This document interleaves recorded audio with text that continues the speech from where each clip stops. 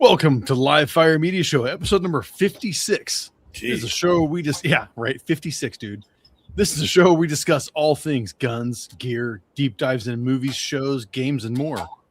Your host tonight is the always fun and sometimes entertaining Hunter of Range Hot. Woo! God damn, that's loud. I'm Dave from Live Fire Media. Boo. And joining us, boo. Oh, all right, we'll kick you off the evening. And joining us is our friend Steve of MadPig Customs. Yay! Woo! Yeah, I don't have a soundboard, so nothing cool like that. Be weird if we had like oinks or something, you know? Right. So, how's it going, buddy? It's been a while. I don't know. It's different than a once a year shot show meetup, you know? That's like so much stuff. I'm used to that, like most everybody anymore, you know. I mean, hell, Hunter, I only see Hunter what? Shot maybe once or twice, maybe after that. Right.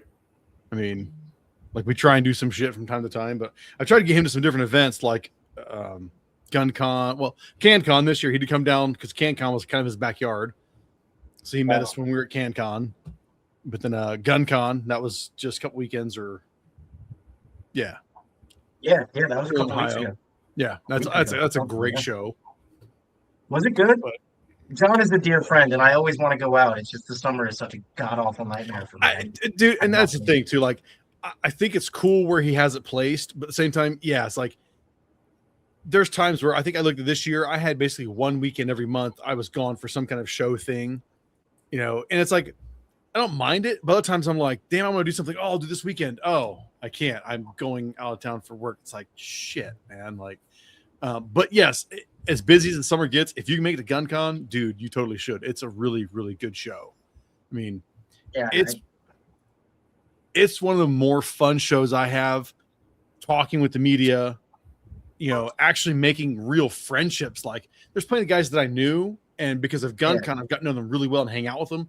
It truly is more of an intimate show in that sense, and it's a lot of fun. That's why I keep telling Hunter he's missing out. I know, Hunter. It's again. Time, money, schedules. Trust me, I do get it. We're all busy and shit all the time. I mean, yeah, it's life. I'm laying out of a gun sight event fucking next month. Ooh, you're going out there next month? No, I'm laying out. Well, I'm going to gun sight in September, October, but I also had an event next month, and I just texted Mike Daddy. I'm like, I ain't making it. Dude, that'd be so bloody hot. I was gonna say August at Gunsight seems rough. Yeah. It's not my favorite time, but it was for 3 days. It was the irregulars, and we were just going to do some drinking, and you know, maybe I think Mark Reynolds will be out there. Yeah, work in air quotes. Yeah. Nice. Yeah, I got to go out to Vegas and like. Not next week, but the week after, and that's gonna be really fucking hot. Yeah, I've been to Vegas in the summertime, and that is, it's an experience. Ain't that the truth? I mean, you get a gust of wind blow, and it's like a hot air blast just slamming into you. And like, oh, this is refreshing. Not. Yeah, well, at least it's a dry heat, right? But I mean, heat. Like yeah. No, I mean dry heat like is a real thing, but yeah, when it's that fucking hot, no, it doesn't make a damn bit of difference. It's just hot as balls. I mean, yeah. Whoever's balls are there. Oh, okay. If you're there, be your balls. If I'm there, it's my balls, you know. Whose balls would you like to be, Hunter? Well, if memory serves, your balls are a little elongated. So I don't think that using yours is a good litmus test due to the increased surface area of the bat wing. It probably dissipates heat more. You know, like a sunshade, really. Oh, absolutely. But man, Hunter, you love to go off on these details, but I don't think those experiences ever happened. I think you must have been drunk and talking to Solace and like did some AI creation or something, because that's definitely not me, pal. Are you sure? I'm pretty damn sure. Well, I mean, I know you've tried to roof me a few times. And it's never seemed to work. You know, your tolerance has built up amazing, by the way. 7 of them, and he's eating them like fucking M&Ms. He's like, I barely got a buzz, guy. Oh, look, my pants fell down. Whoops. Literally, Steve. I mean, First I time I guess went to there's his worse things to have a tolerance to, right? right. I mean, You first know, time I went to his part of the house. rupee? Good. But it's dipping into my drug money, man. I got to be 25 now to Vegas to get anywhere with Kawaka. Quit trying so hard, dude. You're trying too hard, brother. I say desperate, don't I? A little bit. I don't know, man. Usually I just ask. and it instead of just I got to take that shit. Yeah, it's amazing if you just ask what happens, instead of trying to force yourself onto people. This shit got off the rails real fast. Oh, dude, this is normal. Yeah, like this is Tame, progressing nicely. right? When they're Well, like, you fine. should do our podcast with Dave, and I'm like, fuck yeah, I love Dave. Let's do that. I'm like, I wonder what we're gonna talk about. Oh, Dave's Balls. Don't even worry about it. Did you get Steve to sign that waiver, Dave?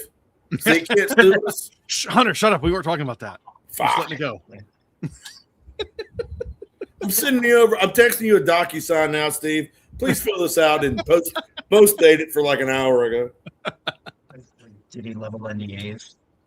Any all opinions and views expressed in this show are not representative of jack shit. Except for I believe everything I say. And so do you, Dave. That you do. Because I'm a famous fucking gun writer. Remember that shit. Okay. I will.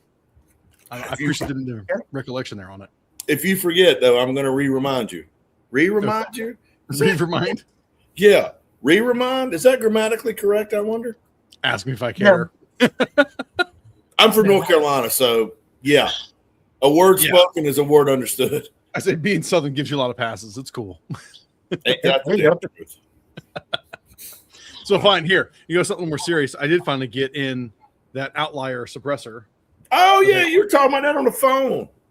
Yeah, I ordered one of these at SHOT Show, and that's a shout out to Chad at Guns and Gear Review and Rusty, Six Gun Daddy, because they're the ones that were texting me at the same time about these things. It was like 150 off was the coupon code or some shit. So like I bought the first one is like a 2-inch model that hasn't shipped yet from SHOT Show. But while they For familiarity days. well, they said it was 8 to 12 weeks was their lead time. It was like, whatever. I'm buying at the cost of a muzzle device. I don't really care. But then at the Great American Outdoor Show, they run the same deal again. So I was like, screw it. Let's get another one. Because again, it's the cost of a muzzle device. I don't care. So that's when I bought the 6-inch 9mm can. And yeah, I think I was at like 19 weeks on this one and 22 on the SHOT Show one. And this one showed up Friday. Is that 1/2x28 direct thread? But yes, but it's also hub compatible. So it probably can't do that. Is it really? What, Yeah. Hub compatible and then what half caliber 28. can is it? I'm not familiar with it. What? Oh, okay. I haven't been there. Sorry. It's Outlier. Here, I'll pull it up. It's Outlier suppressors. It's their backdraft hunter, I think they call it. I guess these guys do barrels. That's their big thing. Okay. I was not familiar with them by any degree, so Outlier suppressors. I mean, it's a all aluminum can. What is the outside wall thickness? About 40 thousandths? All right, give me 1 second, guys. I have no bloody idea, dude. That was the joke about Whistle Dick. I wasn't going there and touching that. Yes, it's Outlier. I thought the cans. Why am I using the wrong browser? Stick with Google. It's better. Let's see. Yes, no, it's cool. It's hub compatible. So I've got a couple different hub ends to throw on it. I've got a rugged, their universal or hub, whatever you call it, rugged piston setup, so I can put it on like all my handguns. Oh, nice. And then I've got a tri-lug adapter as well, so I can put it on like the BNT, the MP5. I haven't shot it yet. I might try and do it Friday or this weekend or whatever. I got a couple days. I'll definitely shoot it before we hop on here next week with Mudget from Echo Core. No, you're all good, man. Here we go. Outlier suppressors. Oh, what the hell's going on? I'm not a robot. It's okay, bro. Oh, it's the stupid rifles. I know they're. Here we go. And let's share a screen here, and then we'll in detail talk about it. Here you go. The Backdraft Hunter aluminum. So I did the 6-inch, which is a $50 upgrade. I did 9mm. Magnum rated, no. And I did just the traditional half 28. So it says it's $309, but they run their Outlier, I think, is their discount code, and basically you're paying for the mount, and you get the can free, so to speak. I wonder why they're giving them away so cheap. Well, they said it like GOS when we saw them is it was just trying to get the brand awareness out there because they've been doing barrels, so they just want to get the cans known. And which go figure. I mean, look at it; it looks clean, it looks good. Like obviously, shit, because my lighting here right now, it does look fine. I don't know how quiet it's actually going to be, but comparing size wise, it's about the same size as my Silence Go Osprey 45K. So I imagine it can't really be all that worse than it if it's similar in size and volume. Is it welded? Oh yeah, it's all sealed can. Okay. It is a sealed can. It's not okay. Yeah, it is a sealed can. That's weird. There's so many companies right now that are trying to break into that market. Oh, dude, like every day there's another suppressor manufacturer. Like, yeah. You know what we need, Steve? We need some MadPig cans, bro. that might be a thing. We need some MadPig cans. It's one of those things. If you can turn them out and make profit on them, and they actually work, like you'll sell them. That's the funny part. What about if you could Cerakote them like green, like the receiver on this Marlin that you can't see? You know what I mean? And then it would you could have your can and your receiver all matching. I mean, if you do a lever gun, you could because it's not going to get that hot. Yeah, we actually are working on something like that. We have some friends who are like this. Oh, I'm going to make you big screen. This one's hub compatible, but I don't know, I'm taking it off, but it's all 3D printed titanium like everyone else. And it's pretty amazing the stuff that you can do with these 3D printed cans now. And the barrier to entry is a lot different than it used to be. I think we all know that. So whether it's the cost of manufacture or the quality and sound that you get out of them. We've looked at a lot of different things over the years, whether it was like, I'd love to talk about integrally suppressed guns, not lever guns specifically, but just in general, because sure, go for it. I want to like them. I want to like the idea of them, and I have yet to find them do anything better. And I don't know. Like we've tried a bunch of different things in different models, and I'm not trying to call anybody out by name, because I'm probably not talking about who you think I am. I'm not talking about Ren Works at all, actually. No, I'm genuinely not. Dave Wren is a super great guy. I really like him. I'm not talking about his company. It's just some of the things that I see out there for different options. It's kind of like you have a longer can that does not suppress as well because they're monocore. Right. And it's kind of like, that's my frustration with it, is it's like, well, what the fuck are we doing? That's like, when I can have a can this big, that's tiny, it's titanium. Yeah. And I don't have, and it doesn't cost fuck ton. Like, I don't, I guess my question is to you guys is what makes integrally suppressed guns attractive? Is it just that they're different? I think I could feel that. People see, I'm not a fan of integrally suppressed guns. I've got a CZ bolt gun that's integrally suppressed. I've got a couple of Rugers that are integrally suppressed, and it's fine. But and I'm talking about rimfire. That's a different animal, right? But for me, one of the things that I don't love about it is I'm committed.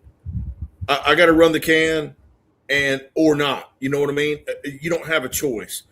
And I mean, and granted, most times you got a can screwed on something. I get that, but it's kind of like them damn new Chevrolet trucks where when you start the some bitch, the headlights come on whether you want them to or not. And I don't really need the option, but I want the option. And then a lot of people see, they're doing those ones with the ARs with like a 7-inch barrel and like a 7-inch can or what have you. Yeah. And the hand guard goes all the way out. And I was talking to this one guy and he loved it. He thought it was the shit. And then he got it on the range and he grabbed that some bitch out there with the C grip and he run about 15 rounds through it. And then he's like, this fucking hand guard is smoldering.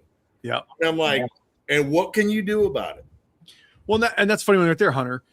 If you do a 7-inch barrel, 7-inch can through hang on across, they call that integrally suppressed. And to me, that's not integrally suppressed. You just mount your handguard over the can. But they call it integrally suppressed. That's not, though. To me, integrally suppressed is when you got ports in the barrel like an MP5 SD, and it comes back over that back further, and it is like integral. Like you can't one of the few true integrally suppressed. Yeah, and like the MP5 SD works because it's bleeding off gas and muzzle velocity off of your supersonic rounds. Like, right. That's cool. That's meeting a specific purpose. But at the same time, like, this kind of does the same thing pretty well too. You know what I mean? Right. Right. And so, like, if you don't have that specific need of trying to bleed supers down to subsonic,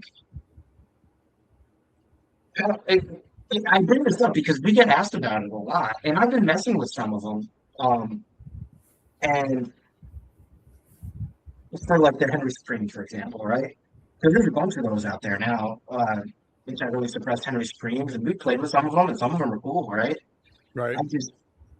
It's something I really want to like, and I'm struggling with. I don't know.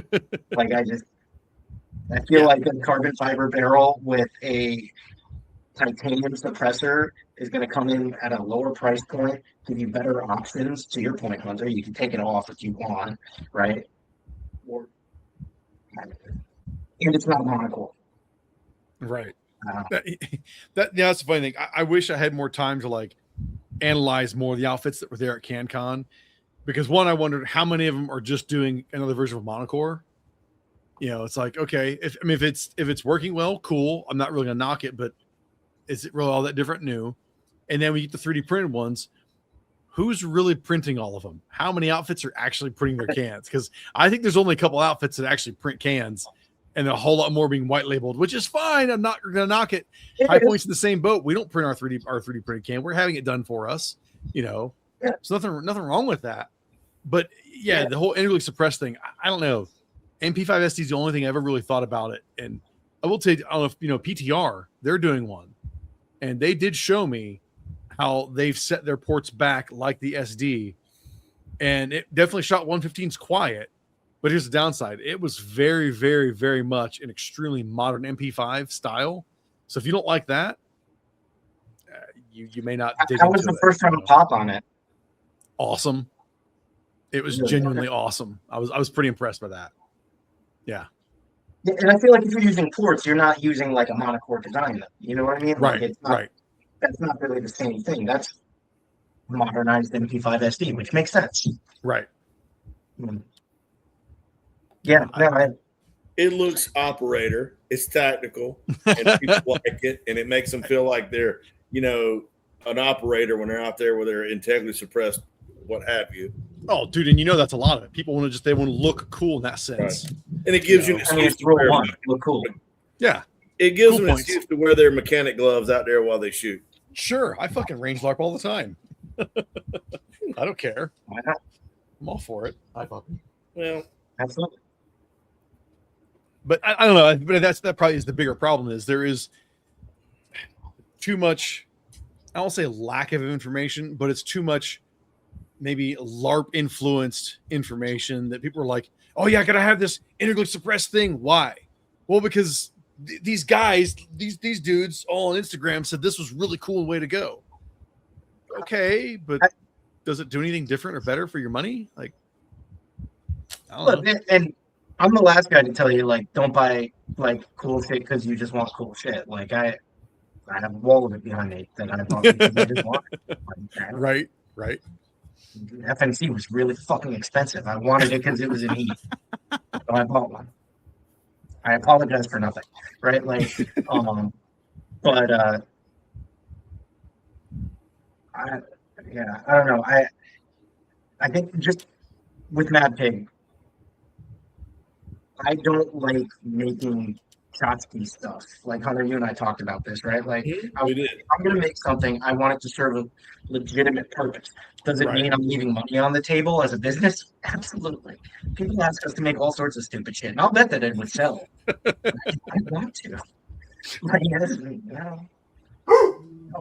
my business. I can do what I want, right? Like, um, and so I want it to serve a purpose, and that's why right now we're looking at these different integrally suppressed, like Henry Supremes and other things. I'm like, if we can do something cool and like different, I would love to do that.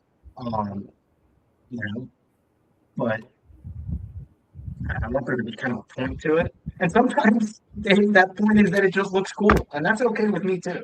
Sometimes it is a point. I mean, I don't know if you've been paying attention. Yeah. Hunter loves it. I bring it up. But my GHM9 pulse rifle build that I've been doing. See, listen to him. Do you have See? Show us, please. It's right here. Are you kidding me? God, can you cut some more lights on? Tell me I about it. love that thing. Honestly, with the backlighting with the red, it fucks pretty good, Dave. I like it. Yeah, that's amazing. Yeah. Why does this is the case in point. Why did Manticore Arms make this Ripley rail? Because he likes aliens and thought it'd be fucking cool. And why are we all buying it? Because we think it looks fucking cool. And we're putting it. Is it really practical? No, I took my tiny ass GHM9 and now it's as longer than my MP5. You know, I don't care. It's because it's cool. And this can fits under the Ripley rail too. Oh, thank God. That's a plus. Do you have time to do a demo and show? I mean, for those Hunter, there was a time when we first got on the air that every week you were bitching about something about your Ford truck, and I gave you shit to it was a great point to always bring up. And tonight, Hunter's going to talk about his truck. Well, guess what, Hunter? This is my truck. Yeah, but I'm trying to restore an old Ford, and I'm building a dream gun. Yeah, I'm building a dream gun. I'm building a dream gun. I mean, I'm not judging you out loud about that. Hunter, do you own anything that is like, I don't know, some might consider fucking stupid design wise, that because no purpose to it, that you just have because you like it? Yes, I do. Let's hear it. A Glock.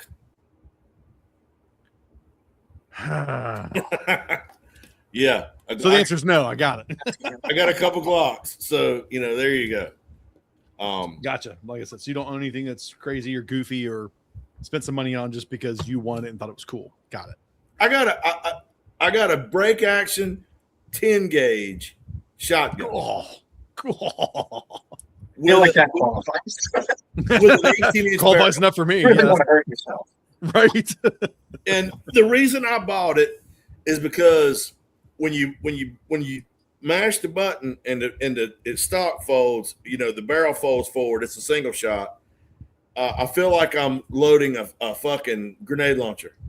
Like you could drop a 3.5-inch Magnum 10 gauge shell and go boom. So cool. it kind of you can just buy a grenade launcher too. That is on the table, right? So I bought that because it's it doesn't serve a purpose, but to me it was cool. No, that's perfect case in point. But I think that's a huge portion of the firearms market, and as Absolutely. much as everyone likes to shit on it, I think that's one of the biggest things driving the firearms market right now. Yes, is not just your fucking standard Glock or whatever.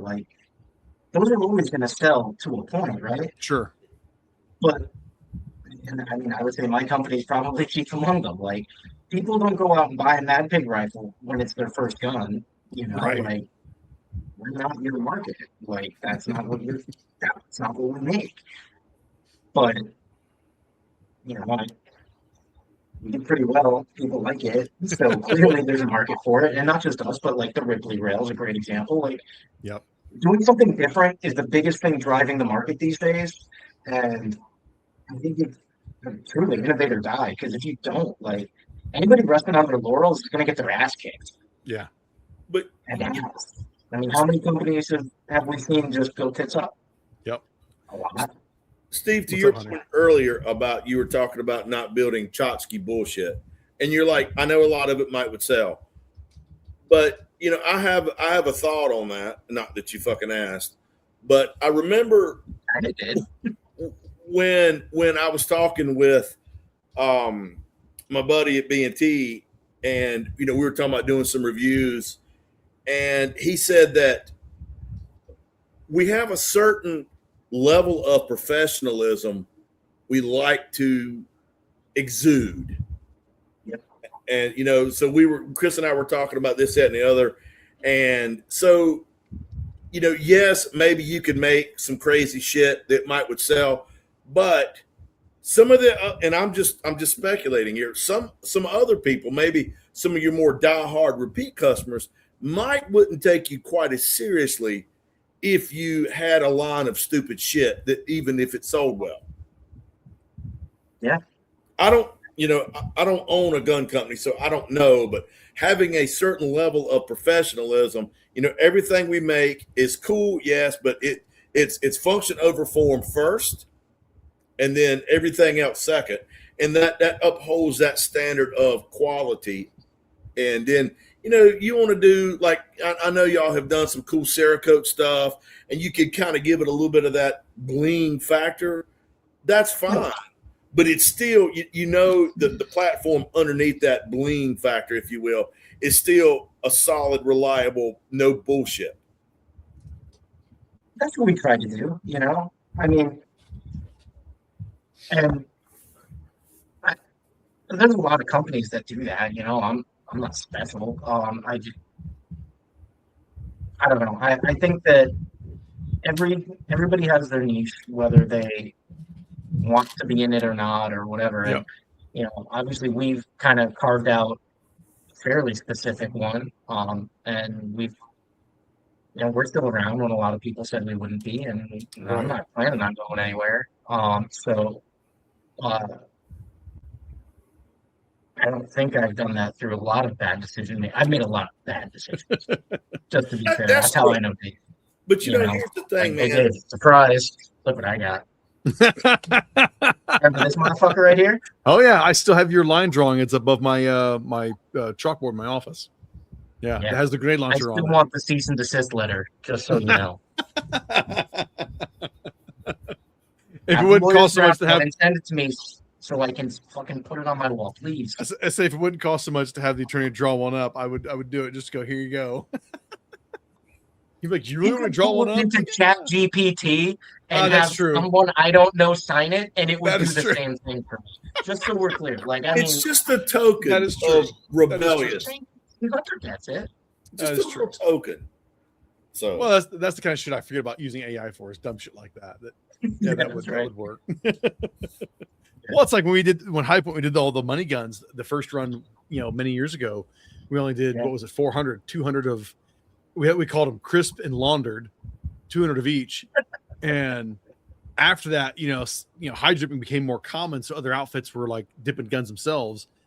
And dude, countless times people message us and go, hey, I'm buying this like money C9. Is it a real one? And I'd reply, I don't know. Give me your serial number. I can look it up and tell you if it's one of the original 400. And they're like, well, can I get a certificate of authenticity? I'm like, sure. I'll draw one up. I don't care. What's it costing me? A little bit of time. I don't give a shit. I don't think anybody ever took me up on it. It was like, all right, fine, whatever. And of course, then now, you know, we offer it in general. You still get the C9 money and you get the carbine in money. And, you know, who knows, maybe see the AR in money, you know, because people want it because it's funny and it's cool to them. I'd never buy it. I know Hunter never buy it. You know, what's its purpose? Being a meme, that's its purpose, I guess. You know, and sometimes that's enough. But here's one, a good way to roll into this one. I saw this just today. It kind of caught my attention. I'm like, this is kind of cool, but I'm not sure how you guys are going to react to it. But it's updating Do what? I hate it already. I'm sure you probably do. It's updating the M1 Garand, well, and the M1, the M14, with a prism optic. Oh God! In place of its rear sight. Oh God! But hang on, Hunter. Before you go too much, it's not a permanent modification. You literally, they give you the footprint piece. You replace your rear sight. This thing drops in, and you can throw on like one of these prism optics, like from Primary Arms. So that's a to you already. Whoever did that is going to smoke a turd in hell. Oh my God! See, I think this is dope as shit. That is the most fucking stupid thing I've seen this month. I couldn't disagree with you more. I think it's pretty damn cool. I think the fact that I have two Garands, one is refinished and sitting behind me, and the other one is not. I would totally like throw a modern optic, a prism, on there just to make it a little more functional. Aperture, David. Dude, it's not about that. It's about getting magnification and making it a little more functional, getting more life to it. Hell, I would go one further. I would even change the top cover to get a little rail out of it to throw a light on it, because why not? Here you go. You're gonna vomit this one too. Yeah, I might have to take a sabbatical and go in there and vomit my guts up.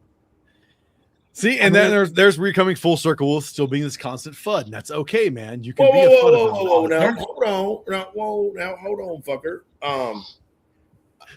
I'm not so close-minded as to not embrace stuff that I see is relevant or practical or useful. Okay, are you done? You get more? Oh yeah, but you know, I love to retort. I'm on the edge of my seat. I mean, just think of this. What if, dog, shut up. What if you're in a state where you can't have an AR, but you can have an M1, but you can modernize it now, get a little 3-power magnification on it. You throw the UltiMAK scout rail on the top of it, so you've got a light you can throw offset on it, and you can keep your M1 as a little more of a modernized battle rifle. Is that such a bad thing? Yes. Okay, well. I mean, every argument you're making is the same thing that I have lived for the past 6 to 8 years, right? Like, you know, nobody, I got banned from so many fucking groups when I first started doing the lever gun stuff. There was a 4570 Facebook group, and we had only done a handful of guns. Like, it wasn't our thing yet, right? We just started doing it. I think maybe the first Costa gun had just come out, but I was trying to learn more about stuff. So I go into this 4570 Facebook group, and I didn't post anything. They banned me in 2 hours. And I'm like, what the fuck did I do? And I'm like, I didn't do anything. And it just, no, you may not exist here. And I'm like, all right, you know. And I had so many people saying everything I did was an abomination. And I'm like, all right, well, I mean, you're sure, but like, they still make the guns. Right. I don't know that that's a fair comparison to putting a fucking prism on an M1 Garand. How is that any different? Here's the thing. I in principle, I want to agree with you because I would not do that to any of mine. But when I remove the emotion from the argument, it's really no different than this. Right. Not like, you know, like Dave, I've got this is a Blue Sky import. It's been refinished. Like, it's a Korean import. Like, it's fuck different. It's got no historical value. Right. So here's now you said something that I have a hard time doing. You said you remove emotion from the argument. I have a hard time doing that. Clearly. Now, I'm going to be perfectly honest with you. When Eric called me up, he goes, "Hey, we're doing this collaboration with MadPig Customs, and the rifle's coming out in a couple months. I want to send you a gun now. So when the review comes out, you know, when the gun is announced, you can hit it." And I was like, and I'd heard of MadPig Customs, and I was like, I mean, okay. It's a fair reaction. It's visceral. I love Eric. Like, Eric's good to me. Like, whatever I can do to help you, I'll do. So he sent me this thing. FedEx brings it to the house. I opened the box and I sighed, and I'm like, "What the fuck is this thing?" Yes. And my initial reaction was, "I don't like it." And Hannah, let me interject here real quick. Wasn't that also a similar reaction when you got that modern, like the dark series they call it? Was very Yeah, but I modernized. still don't. That's not my favorite steel, though. That's what I'm saying. You didn't like it when you opened it up, Right? But I think the Marlin MadPig Customs rifle is what the dark series might have should have been. Now I realize we've got a MSRP to consider, and a couple podcasts ago it was Dave and I. It was right after before I published the review on it, and so I started shooting it, and I found myself. My buddy at Mepperlite sent me an MCO Pro, and he goes, "Hey, can you do a little review for us on this?" And I'm like, "Sure."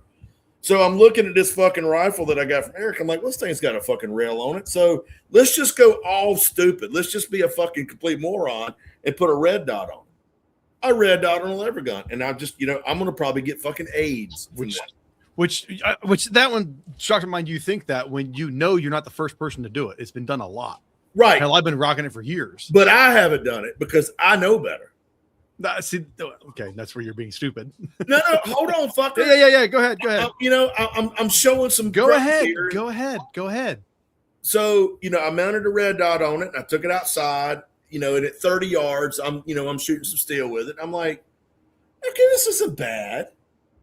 So the more I shot the rifle and kind of began to understand it, the more I really began to like it. And so after probably a month of me shooting it, and then a bunch of my friends and my mama and all of them come over and shot the rifle, and everybody's like, "This thing is fucking awesome." And I'm like, "Well, I'm going to say it's okay." But, 3 weeks ago, I wanted to just put it back in the box and ship it back to Eric and go, "Our friendship isn't this strong." And in Eric's defense, he's called me, he goes, "Hey man, is this a problem? Are you okay with it? I'm not hearing any phone calls from you." And I'm like, but anyway, I don't mean to fucking diatribe about this, but by the time I was ready to shoot the video and write the article, I was like, you know what, man, I get it. But it's making a lever gun more compatible in more ways than just in more ways than just adding an optic.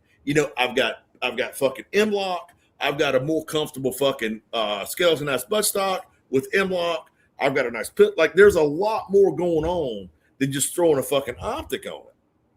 So I can appreciate the fact that you took a tried and true platform and elevated it in a number of ways. Now, with that said, taking a fucking M1 Garand or an M14 and putting a fucking optic on it. I mean, if you're going to do that, there it is. M14's been done for fucking ever. Like, that's not that's whatever. The Garand, I'm kind of, but again, I think it depends on how you look at the firearm, right? Like, when you look at a Garand, or like when I look at a Garand, I look at it as like, there is some emotion to it, right? Like, this is like, there's nostalgia to it. Like, it's the one, the greatest battle implement ever devised, right? Okay. So then let's leave it alone, right?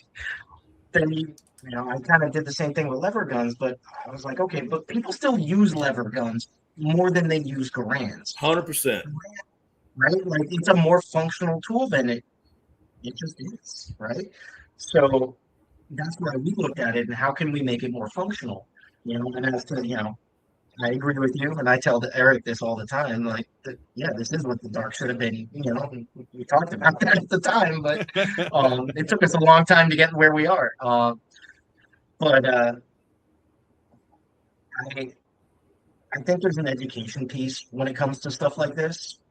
And Hunter, you and I talked about this too, and I appreciate everything you just said. I really do. And my favorite thing when people get our guns, and I think my favorite example of this is when Mike Jones Grantham, we built him a gun years ago, right? Or a couple guns, and we didn't pay him for a review. He asked us. And so at the end of his review, and it's still up, you can look at it. He's laughing and he's talking to Mike and says, I really thought I was not going to like this. I thought this was going to be stupid, but man, these are just so much fun. Yeah, that's the point. Things can just be fun, right? But they can have a functional purpose. Very proud.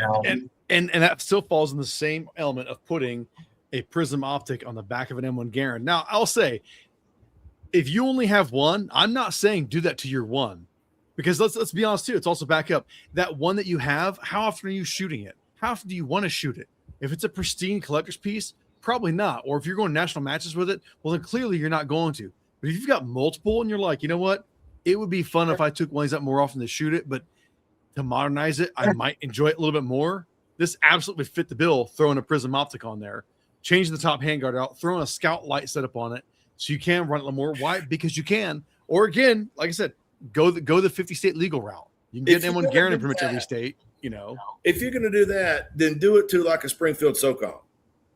And I can get behind taking a SOCOM. But again, take your emotion out of it, 100. No, I want to do it to a Garand because I have one. I would probably shoot mine more if I had a more modern optic on it like that. What if you took that money instead of putting an optic on it, went and took a class on how to use a rear aperture, and then maybe you would shoot it more anyway? I love how you assume I don't know how to use a rear aperture. Like I mean, iron sights like your old ass. Anybody just like, let's put a prism on this fucking Garand. It's like, when you here's Steve, my heat gun. But I said, fuck it, let's modernize it. Throw a prism on it and throw a scout light on it to make it just that much more utilitarian and useful. Because I literally took out shot of the irons. I was like, man, the iron sights suck. Let's go back to a dot. Look, I've been having this argument for years in a professional setting with the Army, because I'm still in the Army, and I'm the state marksmanship coordinator for the Connecticut National Guard, and so I have these conversations, and the most recent one we've been having is about machine gun optics, right? Because you get all the old heads that are like, oh man, you just follow the tracers, follow the burst, walk it in. I'm like, or fucking thought here, you use the optic that is provided to you and you get first round hits in an effective cone of fire, and then you don't need to do that shit. And you've eliminated the threat. And it's like, well, I don't know why are you like, no, shut up. You're wrong. Just accept being wrong. Like, it doesn't need to be like if someone's shooting at me, anytime someone has shot at me, I have wanted to stop being shot at. Sure, that's logical. It's a simple survival instinct, right? Right. So I don't want to have to walk it in, or if you're using a 50 cal, the Army just fielded this monstrous thing. Trizicon just sent me one. Because we put it on our mini truck because we're doing some dumb shit. I think I saw something with that. Yeah, because it's like that big, isn't it? Like it's a Kai mini truck, and I put a 50, like an M2, on the top, and then on the back corners, I've got a 240 and a saw on swing arm mounts. It's fabulous. That's awesome. Anyways, yeah. So, anyways, Tripticon sent me this thing to try out. It's the Army's new optic. It's the M155, and it's like you remember the old Hollow Suns, the original Hollow Sun, I can't remember what they're called. But it was like the original one. It was kind of like the Sight Mark looking EOTech knockoff. Yeah. It's that, but massive. It's a laptop. It's crazy. It's huge. And I love it. And it's got this magnifier that pivots in or out, which is comically small because it's a standard magnifier size. Oh shit! Oh, it's great. It's great. But it works, and it's great. And I'm like, so now if I can get first round hits with a 50, like what? Like, no. Stop them from shooting at you by killing them. Like, that's what you're trying to do here. I'm not trying to scare people away. Like, that's not the job, So I think if it makes it more effective for what you're trying to do, like, the arguments don't change, right? And it's, one of the worst things you hear is, oh, we've always done it that way. It's like, well, it doesn't make it right. Like, training, TTPs, they change, right? But again, I think it depends on what's the purpose. I could absolutely see, like, I never take my Garand out and shoot. I know how to shoot it. I just never do anymore. Right. Might I take it out more if I had a reflex on it? I don't, or a prism on it? Maybe. Maybe. I don't know. Yeah, I take mine out once a year on my dad's birthday to shoot his that I bought for him. You know, that's There it. you go. Yeah. Mine, I don't think I've shot one actual clip through mine. That's it. Yeah. You know, and I've got a shit ton of ammo for it. So now it's like, damn, maybe I should throw a prism on that thing and throw a scout optic on it. And I'll do some night shit with it. And, you know, fuck, I'll shoot some nods with that thing. Cause why not? You know, cause it'd be fun. There's a lot to be said of because I can. Absolutely. And I'm not going to bust your balls, Hunter. I get it. I call it more of your fuddisms where you're like, absolutely not. Don't do that to an M1. I get it. I'm not trying to convert you. I'm just saying it's not really all that different what Steve does with lever actions like that. You know, No, because you're adding a singular optic to a classic rifle. No. I'm talking to you about modernizing in general with a singular. I'm talking about the optic and doing a rail out on the top front of it too, so you can mount a light to it. So no, it would be changing it out. I'm not going to go so far. Like EBR makes the M14 chassis. They make one. They make one for the M1, and I think that's god awful looking. Like that to me, that's the most sacrilegious thing. But just doing a little optic and doing a little way to put a light, you know, or even a laser in my case, that's pretty minimal. I'm cool with that. What if you did this? What if you took it and you put your prism on it? You put maybe like a light, and then you got like a folding stock, and then put like a bipod on it. Okay, and then you could put your fucking IR light on it, and then you could fucking take the muzzle device off, put a silencer on it, and then you've got the most tactical fucking round rifle in the world. I've seen it. There's one of those YouTube guys that did it. It's honestly okay. So here's a better example than the Garand, but it's the same vein. Have you seen those modernized M1 carbines now? Only the ones that England did years ago, like the I've seen the one that Ron's done. Yeah, that's called the M30s, but nothing else. No, I haven't seen anything. I think Garantham just did a video on one, and then some guys, God, I can't remember his name. He did one, and honestly, that thing looks like a fucking blast. Like I want to make one out of an inland, and like you want to talk about fathers? My dad collects M1 carbines, and he has some very rare ones. And oh man, it'd be fun. He had a heart attack over the summer, so maybe I shouldn't do that. But check out what I did. I have a machine shop. That's interesting. I've not seen or heard of anybody doing a modern M1 carbine. Like I said, Ron doing it years ago with the M30, which it was too costly and never really went anywhere. Yeah, they're SBR, or look at the Mini 14s now. Have you seen the Mini 14s? Those things look cool as shit. I hate Mini 14s. I hate them so much, and I want one now. You talking about the one I mean to tell Eric, send me a Mini 14. Yeah, the little 18. Maybe you'll make me like it. I think they're cool, man. I think they're cool. I've always thought they were cool. You know, smooth shooting. I mean, they're cool. I like Mini 14s because I'm an AR guy, but I like the fact that you can get something in 223 that looks more traditional. For me, I like a Mini 4, not like an AR, obviously, but I do like Mini 14s. Just it's a very traditional looking, almost miniaturized, M1A. And I totally get that. My buddy Travis Pollinger made one where he SBR'd it and cut the barrel like right at the edge of the handguard, right? I bet it looks sick. But it's got, how did he do it? He did it's still got the wood furniture, right? And then he just Cerakoted all the parts OD green, and OD green Cerakote and fucking wood look great together. Yeah. And I love that gun, man. Like, I was like, all right, that's what made me say, like, all right, I'm probably going to get one of these things, even though I really, like, I don't want one, but I want one, which makes me want one more because I don't want it. It's weird. Here's what maybe this is it. I don't know, but I've seen this one floating around. As soon as I saw this Mini 14, it literally just said SBR Mini 14. I'm like, oh, I would totally do that because it speaks to me, looks cool. Yeah, like these with the Samson stocks. Yeah, that just looks cool. I would enjoy shooting the shit out of that. Absolutely. Yeah. See, I'm on board with that 100%. Yeah. So again, really, Hunter, the big thing is you just can't take the emotion out of defiling an M1 Garand, which I get that. If that's your case, fine. Yeah. I'm not trying to convert you, dude. I'm not at all. I'm just telling you, I think it's cool. I would totally modernize it because I'd shoot it more. But this is dope as shit too. I would totally do this. I like that, but that's not a giant leap away from what the Mini 14 has been past. No. No. But whatever. I mean, it'd make Bill Ruger upset, but but again, I'm also the guy who would literally, and I think you've done it before, Steve. I would literally take a fucking flintlock and put a Surefire X300 on the bottom and throw an armor on top of it. Why? Just because I can, because I think it'd be fun as shit. Hold on, Dave. I don't care, I take a single action army and do it.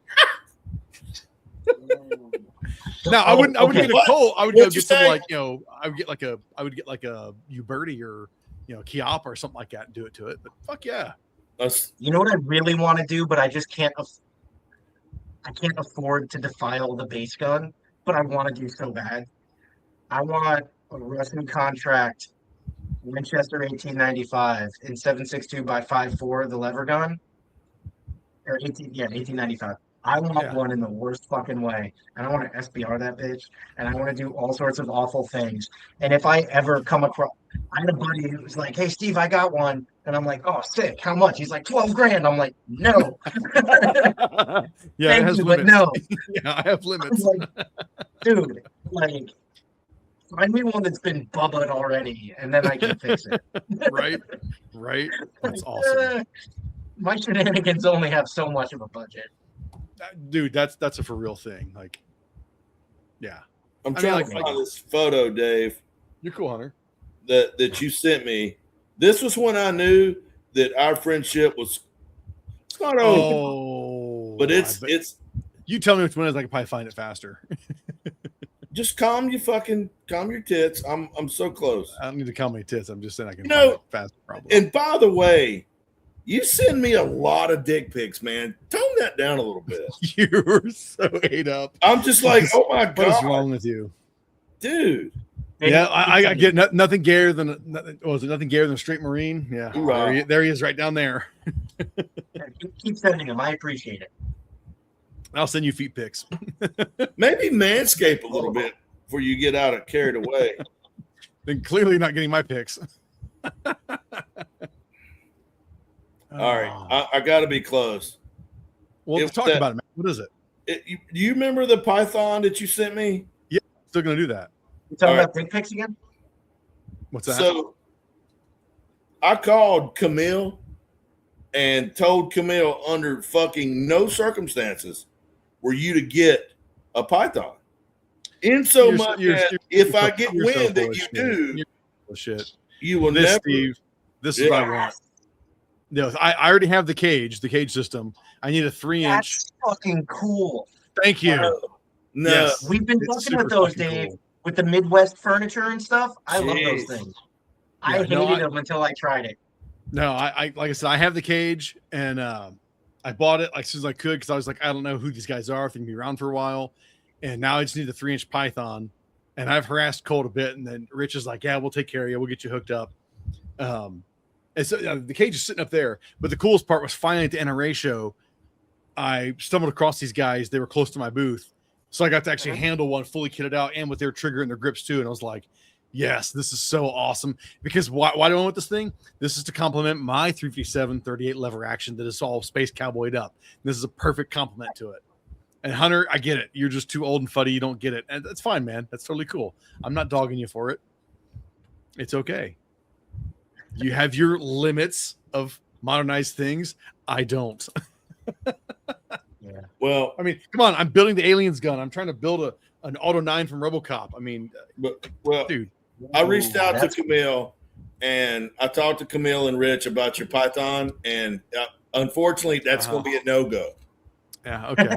As a matter of fact, Camille is texting me right now. If that was really true, then I would happily say, fine, then Colt is not getting my money, and I don't have a problem with that. I'd go buy it used. So it's okay. But I know it's not true, so. Camille sent me a picture of his. I like modernized stuff. Yeah. This is what Camille just sent me. It's his dog taking a shit I was just saying, like, what are we looking at there? And he's like, my dog got a haircut today. They did a really good job around his dick. Wow. I love him.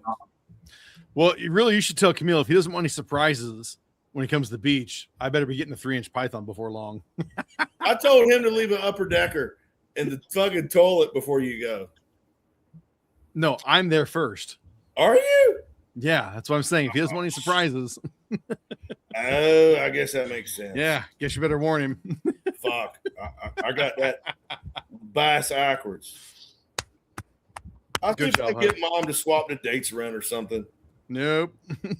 Our dates don't move. We're going soon, and we're looking forward to it. Looking forward to a week in the beach doing nothing. There you go, Dave. Dave, check your. For some reason, I lost your phone number, but I did send you a Facebook message with some pictures of something that we did. Facebook. Okay, let's pull up my Facebook. Because that's something we did build. Yeah, let's pull this up here. The best thing about rail mount grenade launchers is that you can put them on fucking anything. That's cool as shit. Hunter, come on, what we got? I hate that 10 millimeter. I do the fucking optic on the M1 Garand. All right, we got it, Fudd. No, there we go. Look at this. Look at this. This is fucking killer. Right. What the hell? What? Okay, Steve, what are we looking at? What are we looking at? Explain it. It's a Smith & Wesson. What do they call it? 610. It's a 10 millimeter, and it's got the. Oh man, I can't remember the name of the Picatinny Cage guys, but they're awesome, and I do like them quite a bit. It looks like a 416 rail. Geotech on it. What's that? I said it looks like a 416 rail almost. Almost, yeah. We put a LMT 40 millimeter grenade launcher on it, and the Midwest Industries Smith & Wesson stock kit. So that's awesome. That's absolutely awesome. Yeah. Steve. Yeah, that 40 millimeter gets around, buddy. That's the original high point. Nice. The high point grenade launcher. No, like I said, that's still on the line drawing because you sent me was the line drawing of that C9 with that suppressor that had the picker on the bottom, and then that 40 millimeter is on it as well. Mm-hmm. That's the line drawing is. Yeah, like I said, it's above my blackboard. I'll send you a picture tomorrow of it. Yeah. See, this is just fun. Like I this is the kind of crap I would do. Like for sure. It is. Like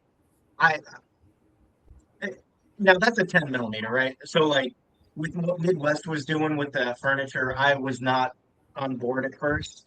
Right. And I love those guys. And I worked with them on so many things. And they were like, I was like, that might be a little over the line, even for Steve. But they were like, check it out.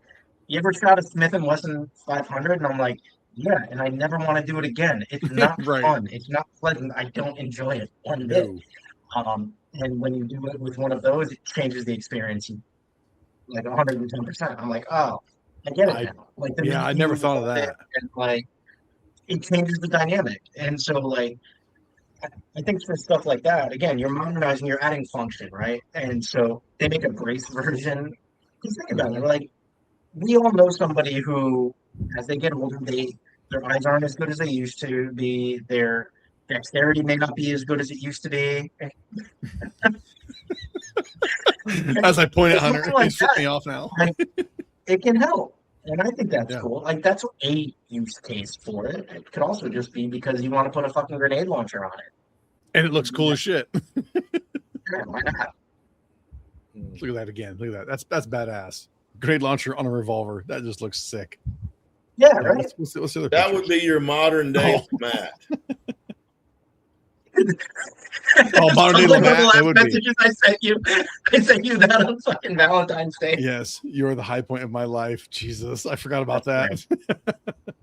Yeah, Hunter, there you go. Modern day Lamat. That's cool as shit when you think about it. Lamat, I reckon. And that's cool as shit. Yeah, exactly. Yeah. I wonder how many people don't even know what a Lamat even is. Oh, well, me being from South. You're getting into the lore a little bit, I think. I mean, I know some guys that know of it solely because of playing video games, because of the game Hunt Showdown. They have it in that, and that is pretty cool that, it's there. So it gives it some coverage, which I appreciate shit like that. I mean, dude, how many, I love it. It shows how many times kids come up to like the inland side and they grab one of the M1 carbines and, they rock it back. They push the pin in, they lock it, look at it, and they drop it forward. And their dads, who's like my age or a little older, looks at it and is like, how did you know how to do that? And the kid's like, Call of Duty, Dad. And I was like, yeah, kid, good job. Good job. The video games taught you something for worthwhile, how to actually run the guns. I appreciate that shit. It's cool. Dude, it's not that different from us. Like, we're about the same age, Dave. Maybe not Hunter, but like. What the fuck, Steve? What thought we were buddies? So, like, dude, What an asshole. Fucking oh, dude, Rainbow that Six. was so bad. Whole reason I bought that gun. G36s are not great guns, in my opinion. But No, I but love that thing. yes. Rainbow Six, right? Like, Yep.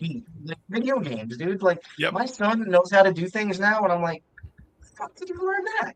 I haven't taught you that yet. And he's like, Call of Duty. I'm like, oh, well, shit, I guess I'm not a good father. I took two of my buddies, two different buddies, their boys. I guess this was last winter, 18, 19. Took them out shooting. Beforehand, they came to my house, picked out what they wanted to borrow, and laying out a course of fire. I was running timer on them and watching them run manipulate the guns that they had never shot before. How well they did it. Like, it wasn't perfect by any means, but being a new shooter, they did it really, really well. And I was like, where'd you learn how to do that? Of course, they look at me like I'm a dumbass because I play games with them. They were like, dude, Call of Duty, Battlefield, Escape from Tarkov. And I was like, no, you're fine. I was like, let's just now refine what you're already doing because you're doing it really well. I'm like, that's great. I was like, so you can learn some good manipulations from games, shockingly. That's cool. I remember growing up watching Steven Seagal movies, and like, back when the teacup grip was the thing, and I had this. When I was a little kid, I had this little. It was a 1911. It had these little rubber fucking bullets in the magazine that you could use, and it would work. And it was the closest thing I had back then, right? And so, like, that's how I learned, and that's what I did. And then, I learned the real ways to do things. But right. Yeah, like, this doesn't help. But no, I mean, now they're just taught better. They see these things, whether it's in movies or, like manipulation of firearms, whether it's in movies, TV shows, video games, is done better. Dude, how many movies do you go back to that you loved and you watch now as an adult and being a gun guy and the gun handling is fucking abysmal? So hard. Where it's like super bad, or Stallone in the whole, like, I grab my wrist as I'm holding the pistol. You're just like, That was what are you that doing? was the James Bond, the Roger Moore. He would do the old grab your wrist and. Oh yeah, you do that too. Okay, that makes sense. I'm not sure what that was. Of course, those Walter PPKs in 380 are fucking monsters to shoot. I mean, they are actually unpleasant. I will say that they are unpleasant to shoot. Right. I mean, especially if you're an Englishman with tiny wrists. But I think it was when the first Expendables movie came out, as when I paid attention to Stallone. The first what? Gun, Expendables. Oh, right. Yeah, where Stallone and trying to bring a lot of the old guys together, but he's grabbing his wrist when he was shooting. I was like, what the hell is that shit? And then you go back and you watch, whether it's a Rambo or a Demolition Man. If he's not one-handed, he's grabbing that wrist. I'm like, oh my God, that's fucking terrible, Somebody taught him that at some Yes. point. There was some Hollywood armorer who taught him how to do that. Yes. Or like Pierce Brosnan was my favorite Bond. And going back and watching any Bond, or not Bond movie, I'm sorry, any Pierce Brosnan movie where he has a gun, he is super teacupping it. Like, even today, I'm like, dude, stop doing that. But again, like you said, somebody taught him that. That's what he did. I'm going to go out there tomorrow and shoot some steel with the old wrist lock there and film it. Dude, you totally should. You should do it and see what it looks like. Sure. You know what? That'd be a fun thing that'd be a cool thing to, I don't know, make an article or video or whatever. Like, just look at the way that, like, in the old movies, some of these famous actors shot, and then compare it. Yeah. I was watching the other day. My son got into. You ever see the TV show Bones with, like, David Boreanaz? Yeah, that's got that hot brunette in it, right? Yes. So he got into that show, and my wife and I watched it. We liked that show, and watching him, like, do weapons manipulation was God awful. And I had a hard time reconciling it because, like, I watched that show SEAL Team, and he was really fucking good with that. But that came after. He Right, got right. trained. And I'm like, oh, god damn, this is hard to watch. So the girl that I'm dating, Dave knows her, met her. See if you haven't met her yet, you will. She teaches defensive handgun to women. Okay. And I knew that it was going to last with us. Like our 4th or 5th date, she had come over to my house to, eat and watch a movie. And I picked some cool gun movie.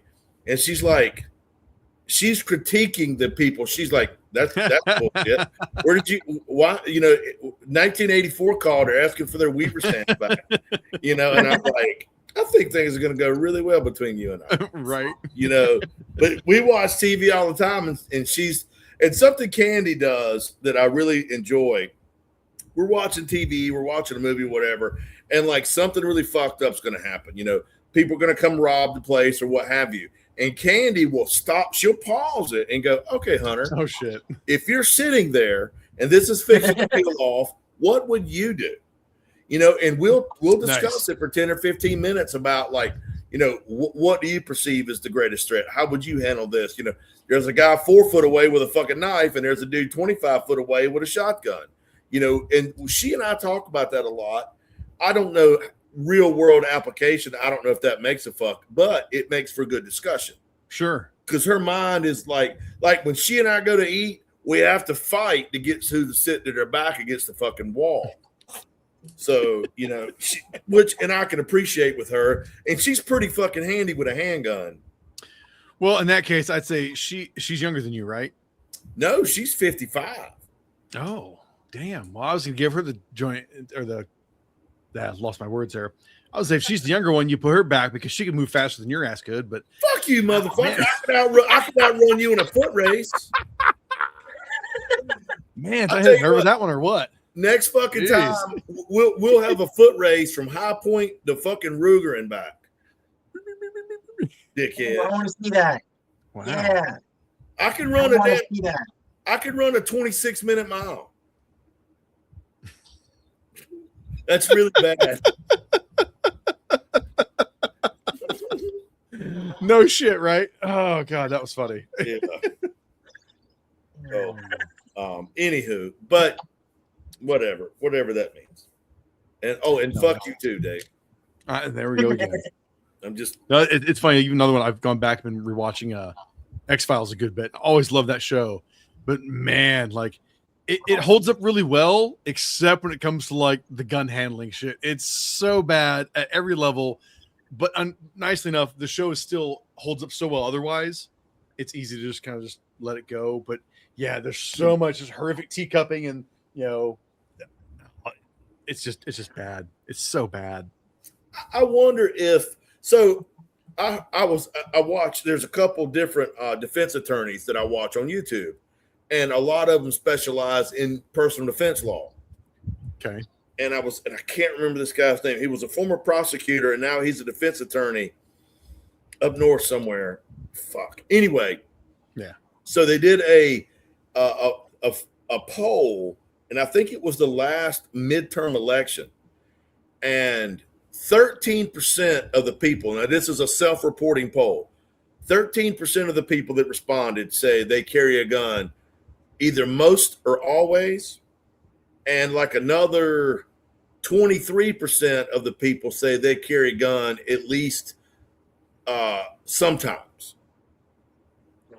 And I may be fucking these words up. However, he said that currently, right now, 30% of the population in the United States at least carries a gun sometimes. Okay. And I cool. I think gun culture is probably making a comeback. Oh, I think for sure it is. And it may be due to generations. Yeah. Yeah. It may be due to video games partly. It may be due to like the John Wick movies. I don't care why. I think it's a little bit of everything, honestly. But perhaps because gun culture is maybe making a comeback and people are becoming a lot more learned, then they are demanding a little more accuracy from their gun movies. Right. I mean, I'm speculating, but the number of people that will admit to going armed now is, he said he was like 10 or 15 years ago, it was like 8% of the population. And now we're at like 30. And that's a fucking massive leap. So, I think, I have a buddy that says like shame is a powerful motivator. And I think that a lot of the actors too, like if you want to be good at your craft, which I think the majority of them do. Yeah. Right. They don't want to look stupid. Like right. So, like, if they're going to do it, why would they do it wrong? So if they're going to portray, especially now, when between Reddit and everything else, like they're going to hear about it if they look get roasted quickly, right? Yeah. Well, so, I mean, and you got the OG. Too, like you lose credibility with your film. Yes, I think at least. And look at the OG guys like Michael Mann. Like he always has his actors learning, like Gunsight. A lot of Michael Mann stuff. They all went to Gunsight beforehand to learn gun shit, and he still makes. If he does a gun in a movie, they're doing boot camps, And the other ones like Terran Tactical. How many actors go to Terran Tactical, learn to shoot really well, and they do look better on screen from that shit. That's I mean, and he's marketed that brilliantly. Like, say what you want about the guy, like the way that he has marketed that. Like it's, I feel like it's probably got to be some kind of, and I don't know, I'm speculating, but it's got to be like a status symbol almost too, right? Like, oh, for sure. Oh yeah, I went to Terran's place. Like, you got all these people going through for these movies that maybe not a movie I would consider something that you would do it, but if it moves the needle, what's that? If it moves the needle, I think the John Wick movies are utterly fucking ridiculous. But we know. Like, I don't watch them. I've watched the first one and like the first half of the second one, and I'm like, nope. But if somebody watches that and like, that's cool, I want to learn how to do that, then I take a win. Yep. Because I don't give a shit what gets somebody interested in firearms. I just want them to be interested in it.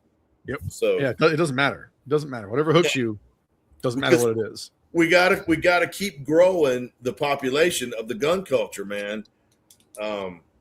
It by any means necessary within reason. You know what I mean? Whether it's through good video games, good representation in movies, amazing, talented gun writers and videographers that have a massive sphere of influence that businesses live and die by their articles. Where you're going. Okay. Wow. It might be a fucking load of bullshit. I'm going to segue into bullshit. Right. It was good, though. I appreciate that, Hunter. It was good. So, something I mentioned to Steve is that we should go to Gunsight and do like a 3-day lever gun class. And my response hasn't changed. I said the same thing to Gunsight when I talked to them. They're the original. They were the OGs. They did defensive lever gun tactics. They're whatever. Other people didn't do the original fucking, No. Gunsight has always been the OG for that. I'm going to text Ken right now and rattle his brain. So it was we did something with the guys from Recoil and Recoil Off Grid with Tom Marshall and Pat, and they took a couple of different lever guns that we built for them, and they ran it through a Gunsight course, and their feedback from that was incredible for me. They did it in the fall, and I remember because it was 2 years ago. We went to SHOT Show, and Pat's like, "Hey, can you take a look at it?" I'm like, "Dude, I'd love to do a postmortem on your gun. Yes, show me what broke, because you ran that gun in a way it's not designed to be run. Yeah. Like lever guns, I don't care whose they are not designed to fire hundreds of rounds in a day. That's not how they're made, man. Like it's a whole different level, And seeing how those things broke, because they did, was huge for me because it changed how we built certain things, and I loved it. And I tell everybody like, hey, if you buy a gun from me or one of my or any gun, any kind of lever gun, and you break it, like I want to know that because I want to know how we can improve it. With for Anthem again, when he did that fucking freeze testing thing, right? Like I know it's silly internet stuff, but like anybody from the Northeast or Northwest can that hunts will tell you, yeah, lever guns don't work for shit in the winter if you get them wet. Right. Like not really their best forte because they will lock the fuck up. So yeah, when you pour water directly into it in sub-zero temperatures, you're creating a giant ice jam inside something that has like, delicate timing in there. It's no, of course it's not gonna work. So Well, I remember it's fun to see stuff like that. But I remember when you had that experience at SHOT Show with those guys because you stopped by the booth and saw me. And I told you I was going to run my Henry that I had the Ranger Point furniture on at the Moons Out match. And you were like, dude, you have a spare? And I was like, no, you might want a spare. I'm like, because they're not exactly that. They're not built for this. Luckily, that match honestly wasn't as hard, I'd say, and strenuous on the gun as a class was.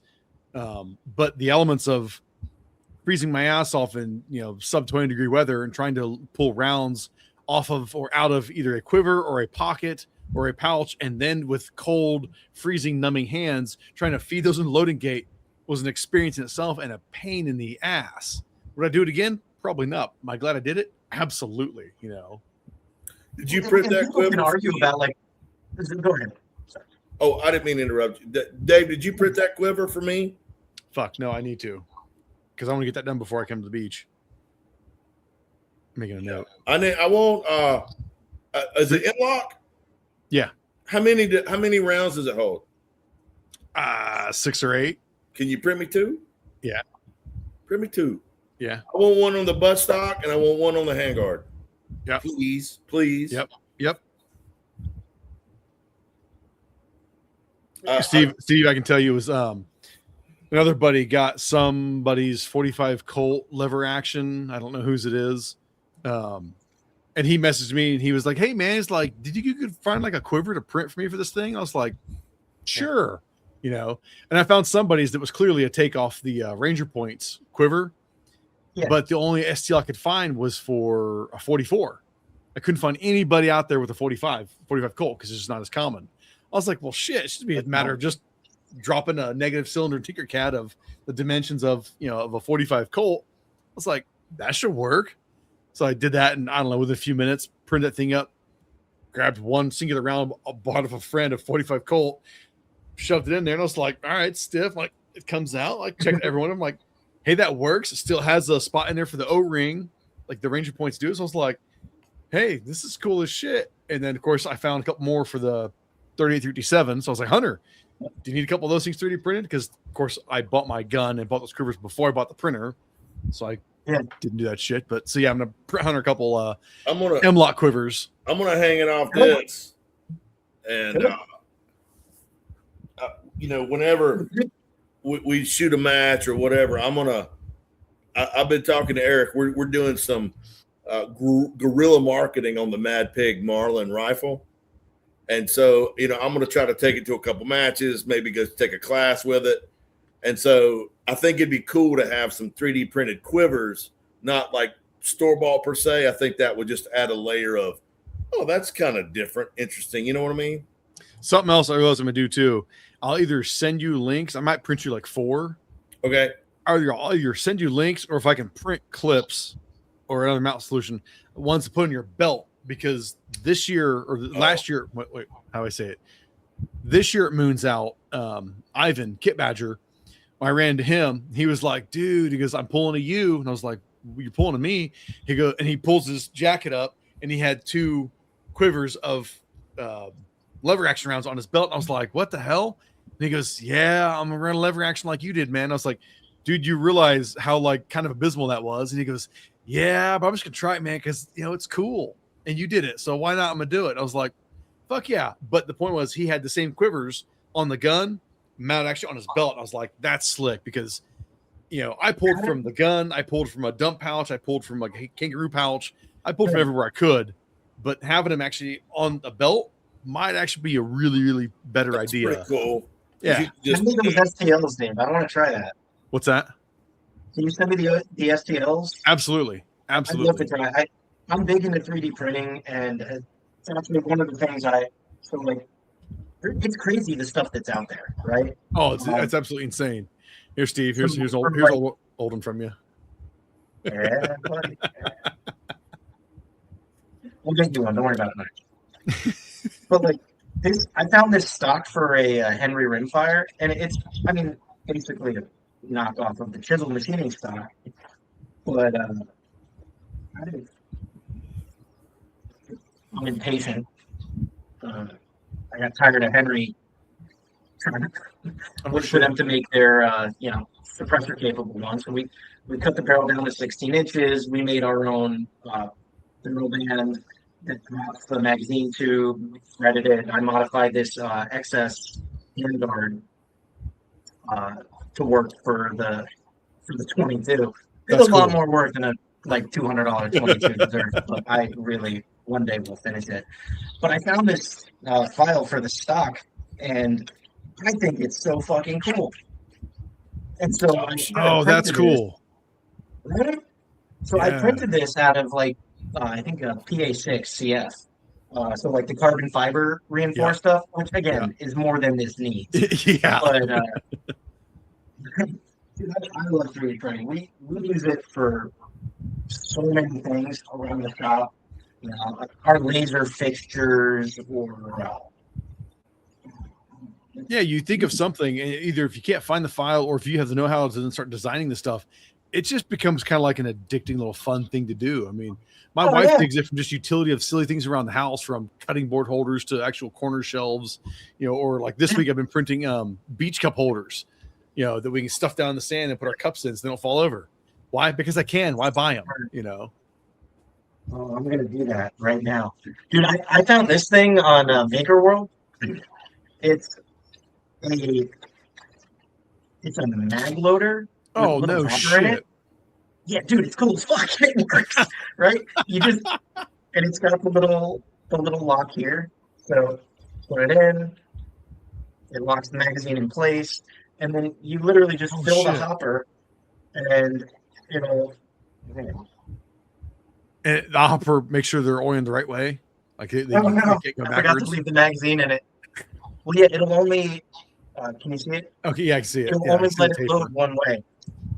That's cool. I'm only going to do 2 rounds so I don't make a mess again. But yeah, you just drop them in, and then. Oh, that's cool.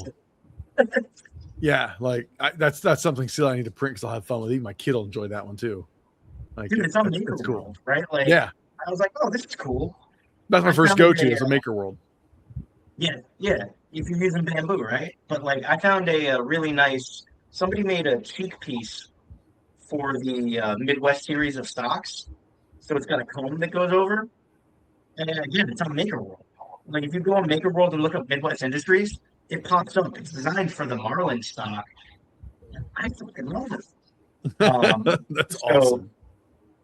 And there's all this cool free shit out there. I'm like, this is awesome. There's a ton of cool free shit. I mean, you can even find some decent stuff that somebody's designed to, I'll say it, to rip off somebody else's product, and they'll sell their file for $2. So it's like, I'll give you $2 and I'll print a couple mag wells for my MCX or something. I don't care.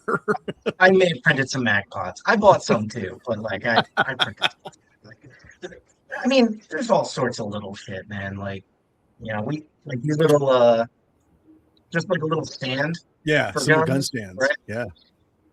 I have some bigger versions of these. The guys love them around the shop because when they're working on a gun on the bench, it just keeps it in the orientation they want it.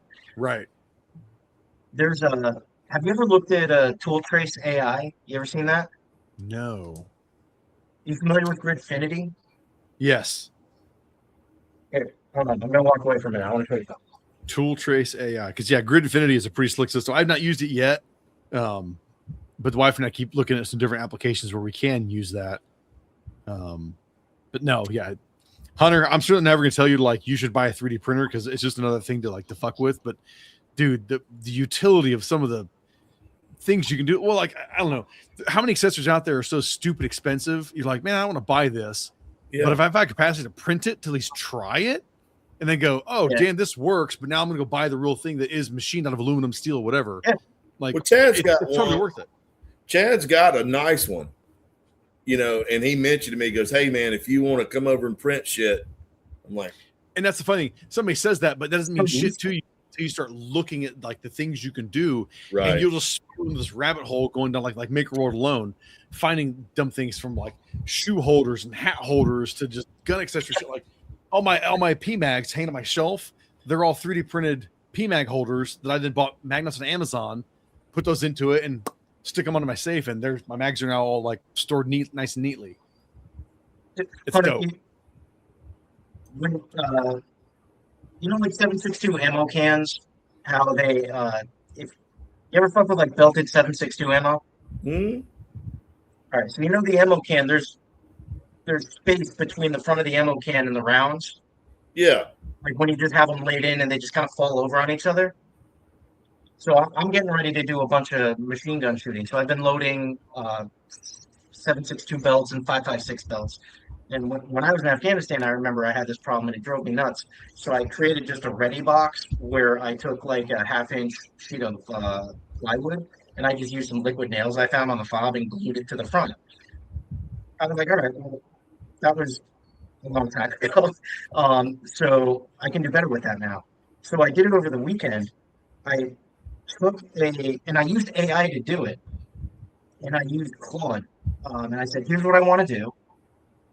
I said, I want it to be roughly this wide, and I want pockets for magnets and I want lightning cuts because I don't need it to be just a big, thick piece of 3D printed, right? Like, right. I want magnets to hold it to the front of the can, and it made them. And then I tweaked it, and I did some fitting, and it's really fucking cool. And you could I put, I have one for 5.56 for my saw belts, and then I have another one for 7.62 for my 240 belts. And I'm like, this is a really cool thing that like took me 10 minutes, but we use these around the shop. Like, there you go. You kind of see that one. But all these are just, they're for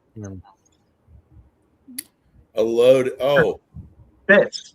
Do I have it upside down? There we go. I thought that was at first. I thought it was a loading block, but that's no. Yeah. And that's slick. This Infinity thing is it's just a standardized grid that like I guess the 3D printing community has agreed on. And so in our drawers in all our toolboxes or on the desks, or we also use it for our laser. We have the Synctic Infinity. So you put this in and it locks it in. I have it for all my fucking sockets, my wrenches and stuff too, for like when I'm working on my trucks. Like, it's so handy.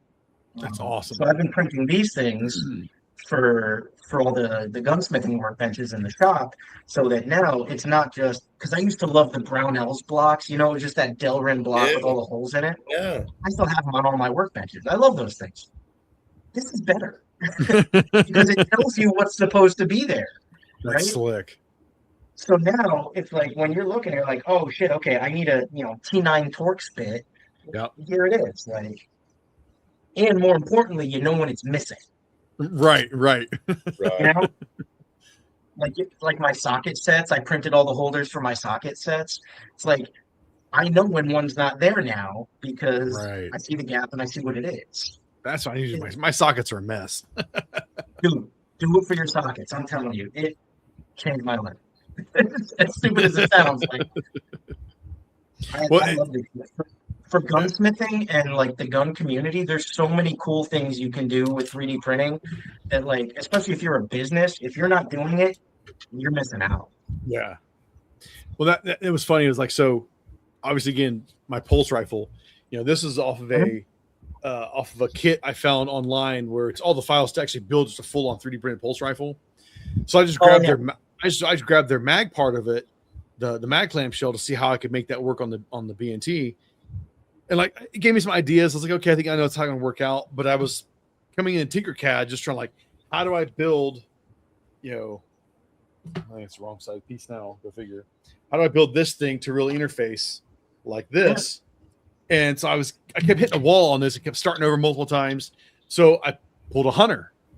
I went to Grok, which I use. I asked Grok. I was like, could you help me? I was like, I know what I'm designing here. I literally told him I have a B&T GHM9, I have MicroPrism Ripley rail. I've already built the 45 fake shrouded, top end. I did that no problem. I said, but can you help me with how I get my magwell design to actually adhere to the GHM9? And dude, it right away was like, yeah, here's 2 links of 2 different magwells for the GHM9. You grab those and you build your magwell that attaches to this thing. So it's all one piece and it just slides onto my magwell and my assembly is all there. I was like, oh, this is cool as shit, and just simplified the hell out of all of it. It's so cool.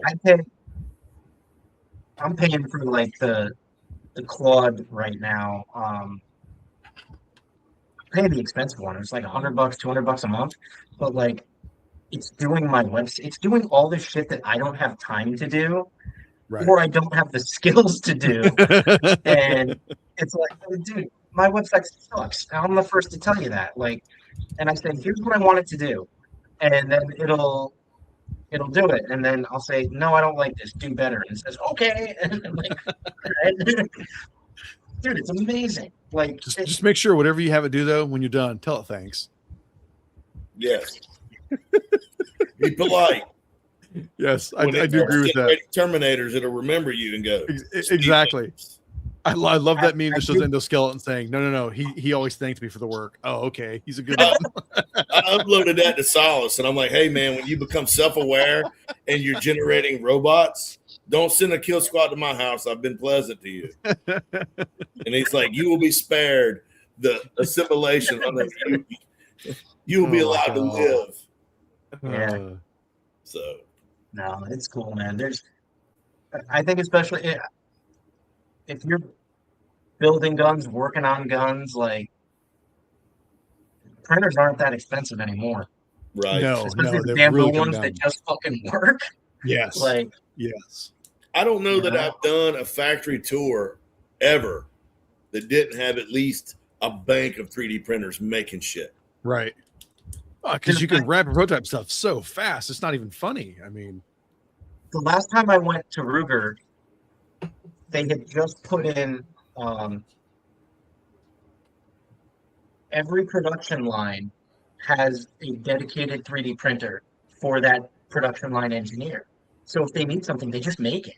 Yeah. And like, as I was walking through, like, I told Eric, I'm like, dude, the most interesting thing about this tour for me is looking at your fixtures and seeing how you guys do things, because like I was like, I wish I could take pictures of all this shit. I'll take pictures. I'm like, all right, so like, I want to copy what you're doing. This is fucking cool, right? Right. And the great thing is, like, you can just send a file now, right? Yeah. Like, I am not an engineer. I'm not that smart, dude. Like I didn't make this. Somebody else did. I found it in print. Well, like, I mean, like my levers, right? Oh, like, yeah. I didn't design this. I give input to the design team and say, here's what I want it to do, and then they do it. But now when we're doing prototyping back and forth, it's like, hey, Joe, send me the STL for this. I'll print it and I'll tell you if I like how it feels. Like, you can do all sorts of shit for that. And it saves so much time and so much money. Right. Yeah. Because I mean, you can just print a prototype. It's expensive to make these kinds of things. Yeah. Sure. You can print it, see if you like the lines and try it. And you're like, no, I need to make these adjustments. It would be infinitely cheaper to print it out of plastic just to try it versus machining steel prototypes. Yeah. The wild thing about it, believe it or not, when I do 3D print levers for like prototypes, they work. They'll cycle the gun. Like, they're going to break. Yeah. They're not going to last. But if I want it to cycle, it'll tell me if it works. That's so cool. To me, 3D printing has been just an absolute game changer for how I'm able to do business and like Because like you said, you don't even know. I just look through Maker World when I'm bored, and I'm like, hey, if the printer's not running, why? Like, I'll print something. Like, I don't fucking Right. care. Right. Especially you got little kids, man. Like, my Oh my daughter's like, god. oh, make me this tchotchke thing. I'm like, no problem, because now I'm not paying for something stupid. Yeah, Here and there. I've printed Barbie armoires, Barbie tables, Barbie beds. My son on his PC, he's got access to. He's printed all kinds of these different mechs. He's printed different fighter planes. You know, just well, even like more recently, like he had an old Xbox controller of mine and it died, so we went and bought him a new one. And I've got mine sitting on a stand I printed.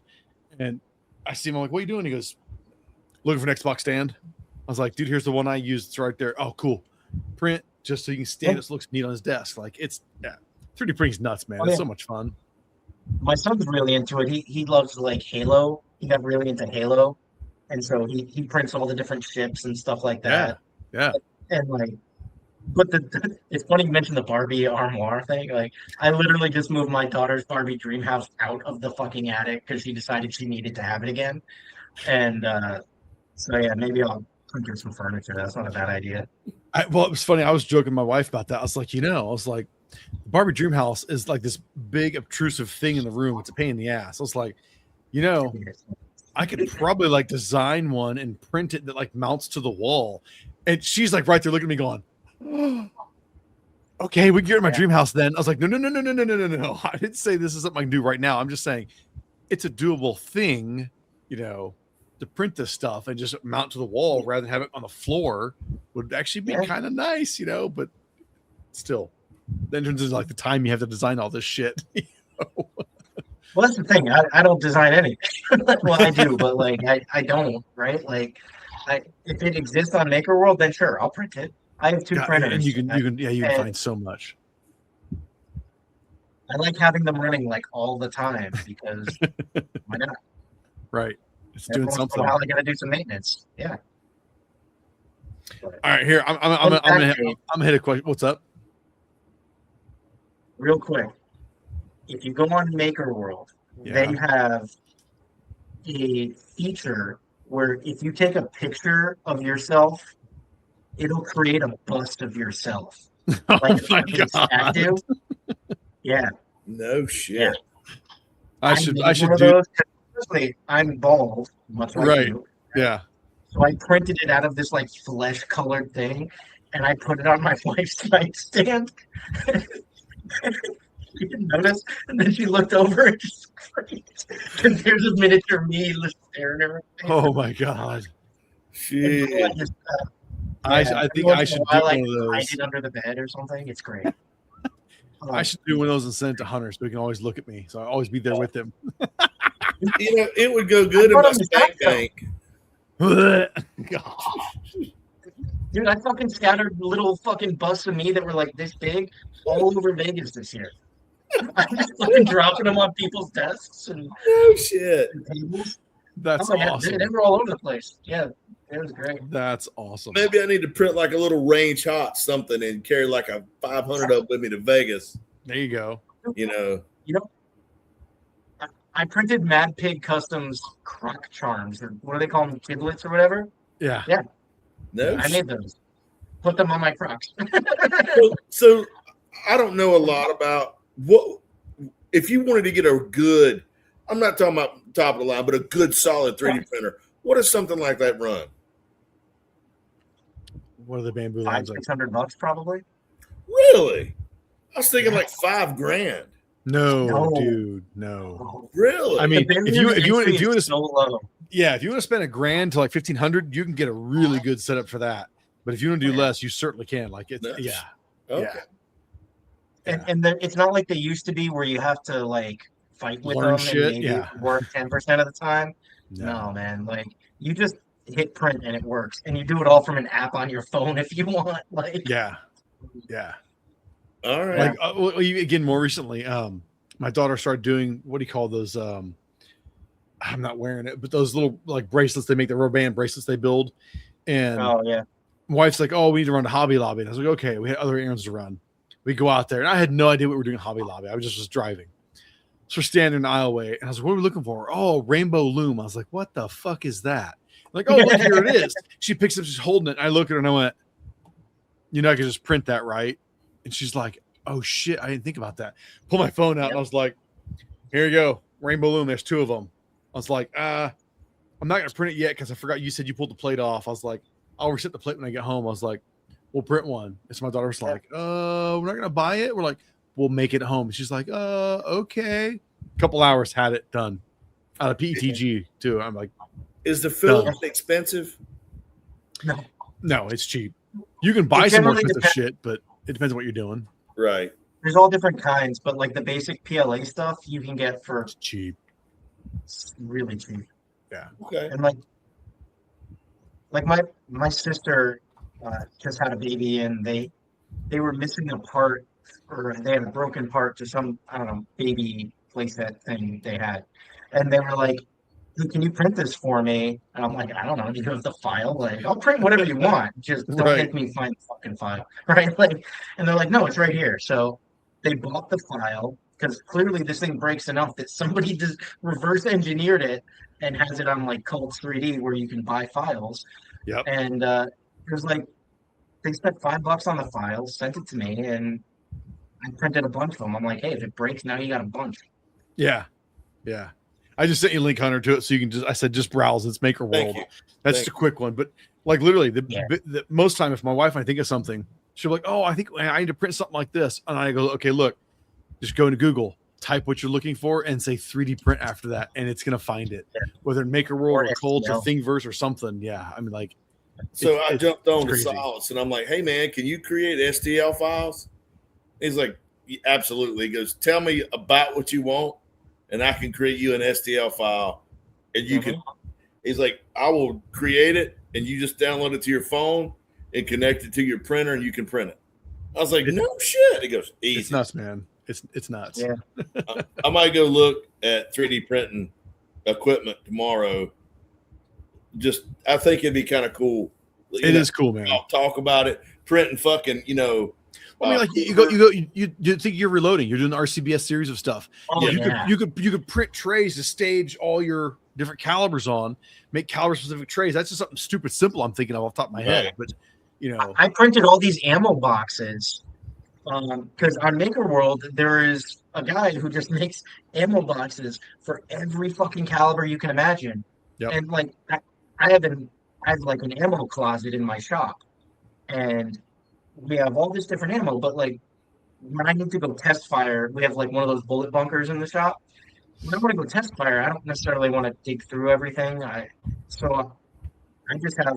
printed these boxes, 15-round boxes, for the pistol caliber stuff, and it's like, now I keep it over there. All I got to do if I need to go test fire, I grab that, and I'm not wasting time. Like and it says clearly on it what it is too. Like it's fantastic. I mean, seriously, you can do a deep dive, like a deep rabbit hole dive into like looking at stuff, and your mind will just start going directions. Go, oh, what about this? And you look it up. Oh, look, there it is. It's wild, dude. It's really wild. And that's before you get into like the guys that print a lot of actual like firearms and stuff like that. Like, that's a whole different world too. Like the stuff that they do is cool. You know. Well, I'm not saying I printed a Glock frame that has ball sack on it. But I'm not saying that either. Well, I've been talking to my ATF agent about switching over to an 07 because I want to do. Steve, just try not to roll your fucking eyes at this. I want to do precision rifles and obscure calibers. Like, like I want to do a 6.5 Swede Ackley improved, and you know, and take it somewhere and give everybody that's running the Creedmoor the big middle finger and be like, my shit's cooler. But here's what's about the end. So I was talking to Andrew about it, and you know, he was like, we need to, because I'm gonna get Andrew to help me because he's the machinist. So you know, Andrew and I talked about it, and he was talking about, well, we need to prototype it, and we can 3D print prototypes. Just, you know, not a working rifle, obviously, but if you 3D printed a receiver, then you, like you're talking about, you can see what fits, what works. Even though you would never fire it, if you can, run your machine bolt in it and okay, this actuates, then that saves a lot of R&D. So much. Like I cannot begin to tell you how much time it has saved and how much money it's saved. Right. Like I've probably got, I don't know, I'll say probably maybe $3,000 invested into all my printing stuff. That's very If I'm- reasonable. yeah. Well, and that's for 2 printers, one of them is an H2D, so it's a higher end one. You're talking over my head And now. but and then the filament and shit like that, like that's nothing. Like a few $1,000s when you're talking about prototyping and R&D, Right. is nothing. I mean, I was going to do like a Mauser, kind of a Mauser copy, and lean into like the Savage 112 style, but like there's a lot of things that and now I'd love for you to meet my buddy Andrew. He owns a Barnes Precision Machine in Apex, North Carolina. And I talked to him about doing this project, and I would white label. He and I would come up with the idea and then prototype it, and then I'd 07 it.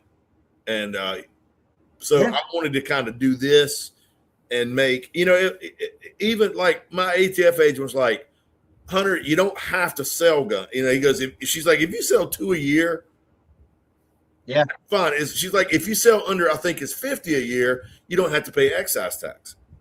That's right.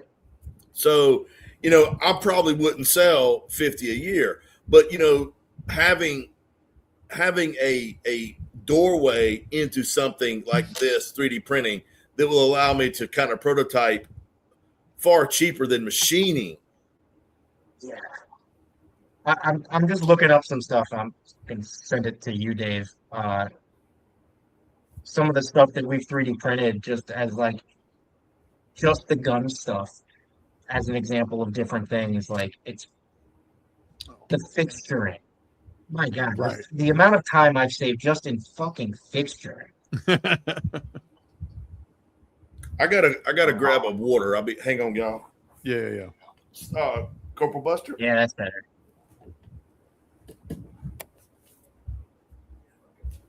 Thank you, Dave. Yeah, man. I'm 100%.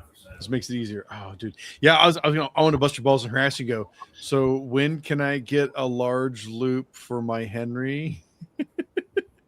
I know you told me a long time ago. You said that's gonna be like the last thing I ever do.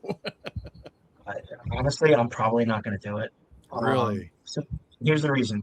Well, hold on for pistol caliber Henry. Yeah, big boy X model. Oh yeah, I'll probably do that. The problem with the Henrys is that they we were going through them because I have working prototypes of them. Right. And we buy levers from Henry all the time. And I kept looking at them, and they have all these different revision markings on them. And so I reached out to them, and I was like, guys, like, you guys have like a million different revisions. And as I'm looking at like the finger of the lever, all of them look different. Oh shit. I mean, like I can't do that. I need a one size fits all, but it doesn't seem like that's really going to work. Right. And they're like, oh, we'll work on like, all right, yeah. That's a pain. And so that's for the rifle calibers. And so I pretty much decided I'm not going to bother. For the pistol calibers, it's different. The pistol calibers are more of a one-size-fits-all solution. But quite honestly, you can blame Ruger for this. All of our production capacity is going to Ruger. Right. For these Marlins. Right. No, I get it. And we've been like with all the RSR guns, we did a lot of guns for RSR over the past couple of years, and then other distributors, Silencer Co. and other things like that.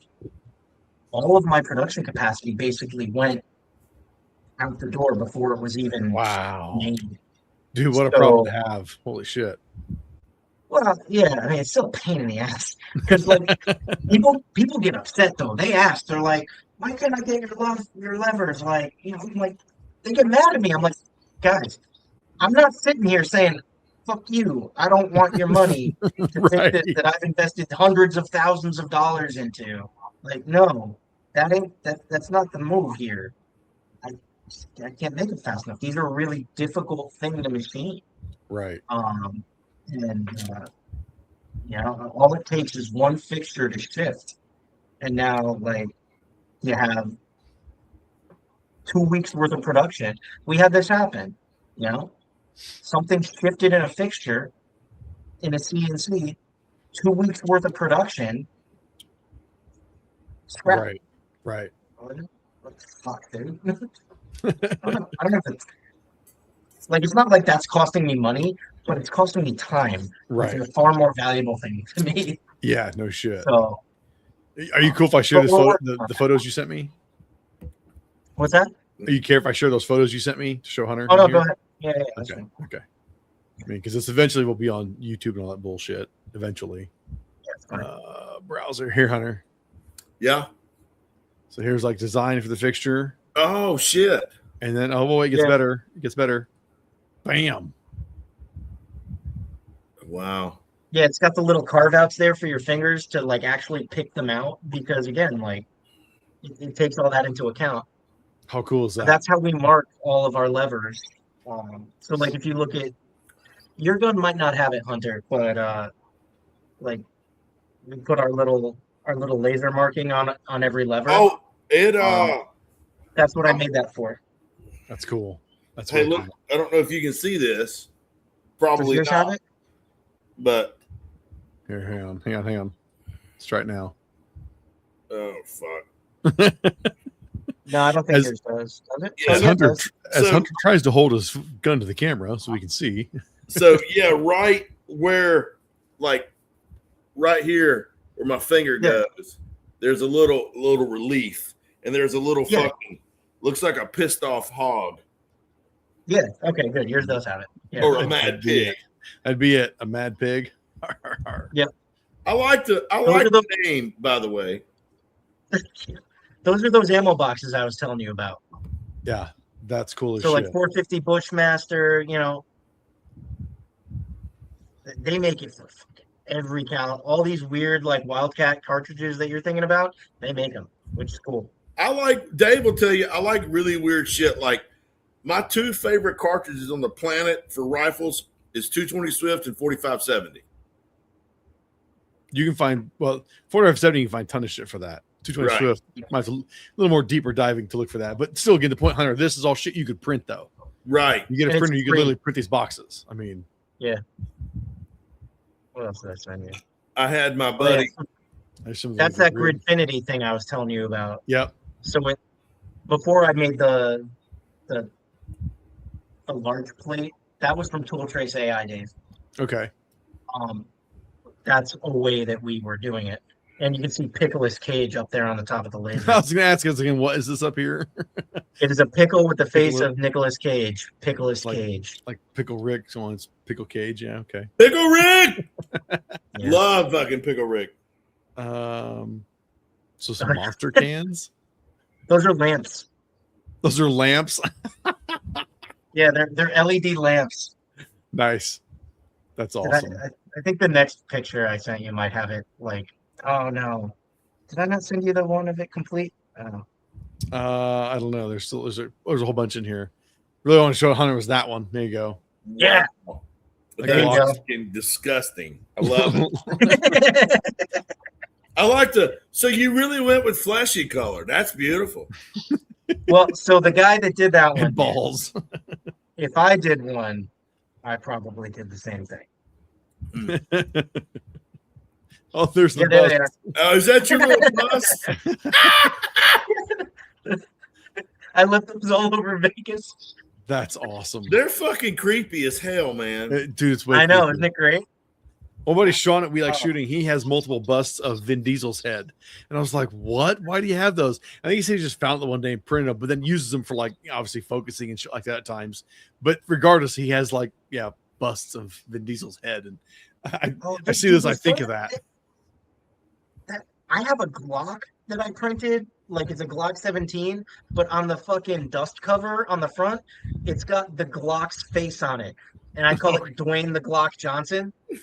Oh my god. Oh, I'm back to that. Oh yeah.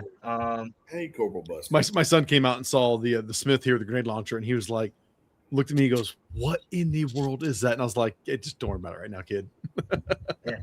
Yeah, I just sent you the other ones. You can see what the Okay. what the monster lamp looks like when it's actually Oh, like. there we go. Let's go back to that view Cool here.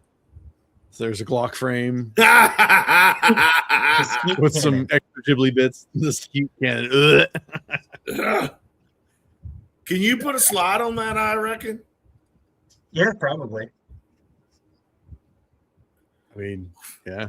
Now, What'd you print it in? AOW? That one's just PLA. Because you know you Just kind of got a foregrip there. Exactly. You gotta cup the balls. You know, It's a right? different God. Cup the balls. Teacupping.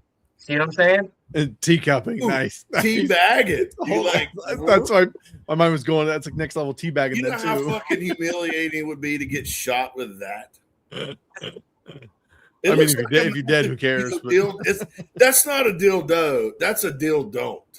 Yep. Need that paramedic guy on Instagram when people look at different objects. Oh. Don't. Do it. I know what you're talking about. I think there's the monster lamp. Yeah. Yeah, there's oh my god, there's so many lamp options out there that are just absolutely wild and creative and cool. Like, yeah, I don't know, Hunter. Even a stupid thing my wife and I we printed for ourselves and printed for friends for Christmas was a toothpick dispenser. Okay. Because the whole thing is you print it, you load it up, and if you're actually like cooking, baking, or shit in your hands, you can't grab the box. So it's just a quick with a knuckle that's clean enough. Press a button, flicks the toothpick up, and you can pick it up and then use it for whatever you're doing. Like it's stupid handy. Okay. Like little shit, like a ton of shit, man. Like it's cool. I'm not gonna tell you to buy one, but it's worth your time. I'm gonna look into it, man, for surezies. And I'll be honest, dude. I'm thoroughly impressed that you are that now looking into it. I think multiple of us on here have talked about it multiple times, and you just kind of like hung out as we discussed 3D printing this, 3D printing that. Here's the thing, man. I looked into it a number of years ago. Right. And a decent 3D printer was fucking $3,000, $4,000. Right. So it's come a long way. Right. And I'm like, and I knew a guy that had one, and he printed little things, and he like 50% of them come out fucked. Right. But that's how it used to be, man. It was I hated 3D printing because when it worked, it was cool as fuck, but it didn't work all that well. Right. This company Bamboo, dude, they cracked the code, man. Dude, really did. Who is it? Bamboo. I sent it to you. Bamboo Labs. That's the company to buy the printer from? That's the one I sent you. Yeah. Oh, yeah, Okay. I would. Yeah. Yeah. And I mean, there's some other ones I think are just as good, but the reality is there's so many people that or that we know. If you need help with something, there's a whole network of friends. Well, I'd have friends to help you with that shit. I would lean on you probably a lot at first, at least. Oh, that's fine. So. I bump Sean and Nick from We Like Shooting and John Patton all the time with dumb shit. I'm like, guys, I can't move this thing. What the hell am I doing wrong? And it's only because I hadn't been in the Bamboo Lab software in so long. I'd kind of forgot where some of the shit was. And all of a sudden I went, hey, what's that icon? Click. I'm like, oh, there, I can move my thing on the Z-axis now. So I'm texting, never mind, I got it, before they blow me up with like solutions to my problem. So no, it's cool, man. Okay. Super cool. I'll look into it, man. I mean, even just printing little dumb shit like those cartridge boxes, or it's simple enough for now too, though. Like if you scroll Maker World and you see something, you're like, oh shit, this is really cool. Dude, send it to me and I'll print it. Okay. Well, the idea of the fucking quiver, I like that. Yeah. So yeah. And I'll send you that STL, Steve, too. And I gotta find out where it's at in my mountain. Now my next problem is my lack of organization of my files I've downloaded. Wow. Yeah, I've seen those, but these are literally more of a copy of the Ranger Point ones. So it's like 8, I think, rounds that holds them just vertical. Oh, okay. But like they're already built for M-Lock, and I found them for 357, 38, 44. Yes. Oh, that. And that's how easy it is. Yeah. It's just on an app. And then if I want to print it, I just hit prepare to print and it'll print. It'll do it. I might your printer's buy clear. one tomorrow. I mean, shit. I imagine Chad's got a bamboo. I'd ask him if he does. He bought a pretty nice one. And bamboo makes something. Make a bunch of them, dude. I make a bunch. Okay, I think he spent. I think he spent about $700 or $800 on it, and this is within the past probably year. Right. So it might be a decent one. Probably. I forgot. I've got an H1C. I don't remember what the hell those to go for, but I bought it from Bamboo a couple years ago. They're running a sale right now, I think. They don't run sales all that often. I thought they did. Do they? I don't know. Well, on Filament they do. I should say that. Filament they always run sales. Oh yeah, on Filament they do. But it's worth checking into. Yeah, absolutely. Yeah. Well, I'm gonna say we're clocked in at 2 hours here. We should wrap this up because I know I still have to work tomorrow. I think you do too, Steve and Hunter. I don't know what you're doing. I got a photography gig at 1600. Nice. Well, yeah, an easy chill day then. Steve, did you get the link to the Dropbox? I did. Thank you very much. Okay. I just wanted to make. Sometimes that shit will go to your spam, so I just want to make sure you're able to access that. Yeah, I wanted to. I haven't had a chance to do it yet. This week has been just like Dave said, short weeks are the longest. Always. But I want to put the links up on my social media to your video. I really enjoyed your video. I sent it to the guys. They really liked it. Thanks, man. Thanks. I put a lot of effort into it. That was about my fourth take. Candy does a lot of my filming, and so the sweet spot when with my articles, I don't have a fucking character limit because I tend to delve a little deeper. But with the videos, man, if you go past about 6 or 7 minutes, your fucking viewership plummets. Yeah. So, my first 3 takes, I was 12 minutes into it and halfway through the review, and Kenny's like, no. So, I summarized it and we tried to shoot it under 6 minutes.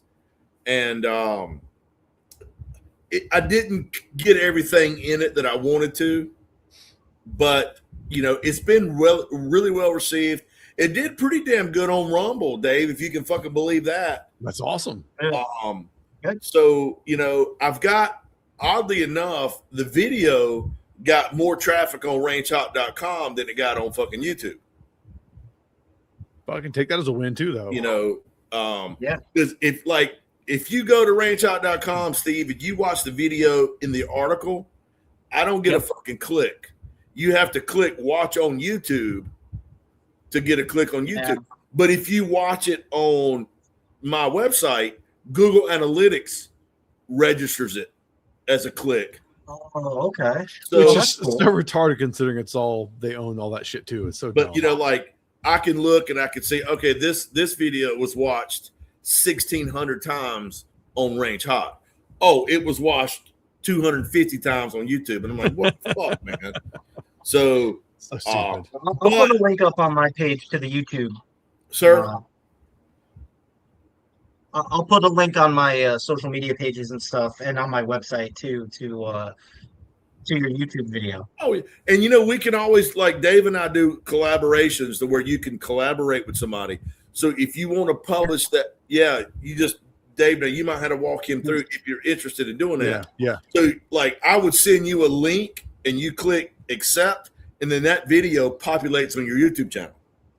But it subcategorizes it in collaborations as well. So like I'll send you a link for this if you want from the very beginning of the shit show, if you want it on there, but still I'll send you a link to it. And if you hit it, you'll get now a collaboration spot on your page. And it's right there. And you'll see this thing. I love collaborating, dude. Dave, I've told you over the years, I just want to work with people that want to work with me, man. I'm pretty easy about that. So, So I'm going to see if I can find it. Well, it might not show up on the fucking mobile. I don't know. But I mean, I've got a number of different manufacturers that I do collaborations with.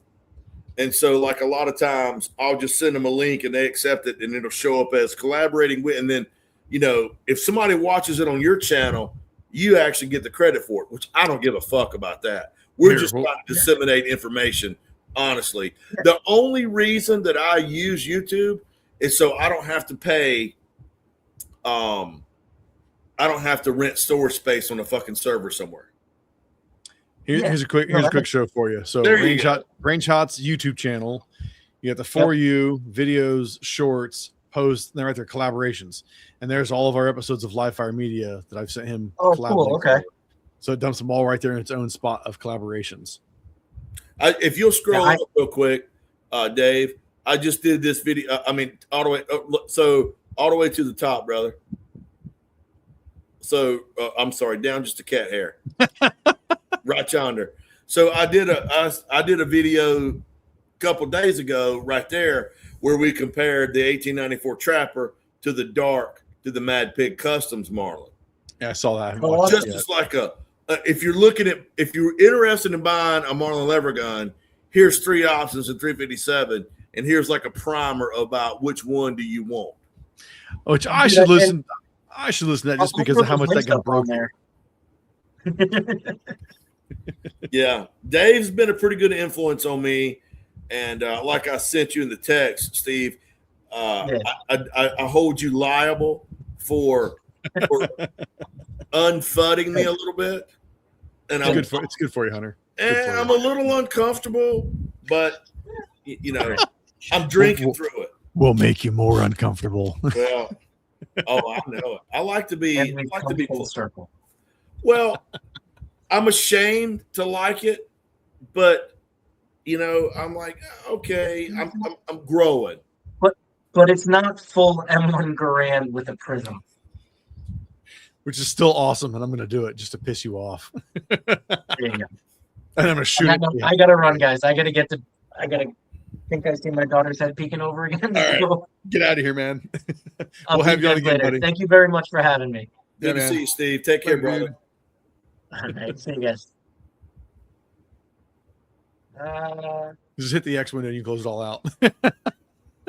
Oh no, I maximized it. That's why. There we go. All right, see you guys. Later, dude. Be safe, brother. All right, and we'll take that as our Q2, and we're gonna sign off. So, Hunter, where you at, buddy? Range hot, baby. Dave, where are you? Live Fire Media. That's where you can find me and all my links as well. So. If you were listening to this, I hope, well, obviously if you're listening to it or watching it, I hope you enjoyed this. I hope you enjoyed Steve joining us there. That was a fun bit when Hunter's like, hey, man, I'm talking to this guy, Steve. I was like, or I'm talking to this guy, MadPig. I went, oh, Steve. I was like, yeah, I know him. Like, yeah, he said he knew you. I'm like, yeah, let's get him on. All right, make it happen. We were talking on the phone, like before I did the review, I called him on the phone and I'm like, okay, man, what's your deal? Tell me about this rifle. What explain me this thing because it's fucking stupid. Well, no, at that point, I was sold on it. I'm teasing you, man. Oh, but we were talking, and I'm like, hey, Steve is really fucking smart. Yeah, like he and I talked on the phone for like an hour and a half. Really, really smart guy, knows his shit. And I'm like, dude, I do a podcast.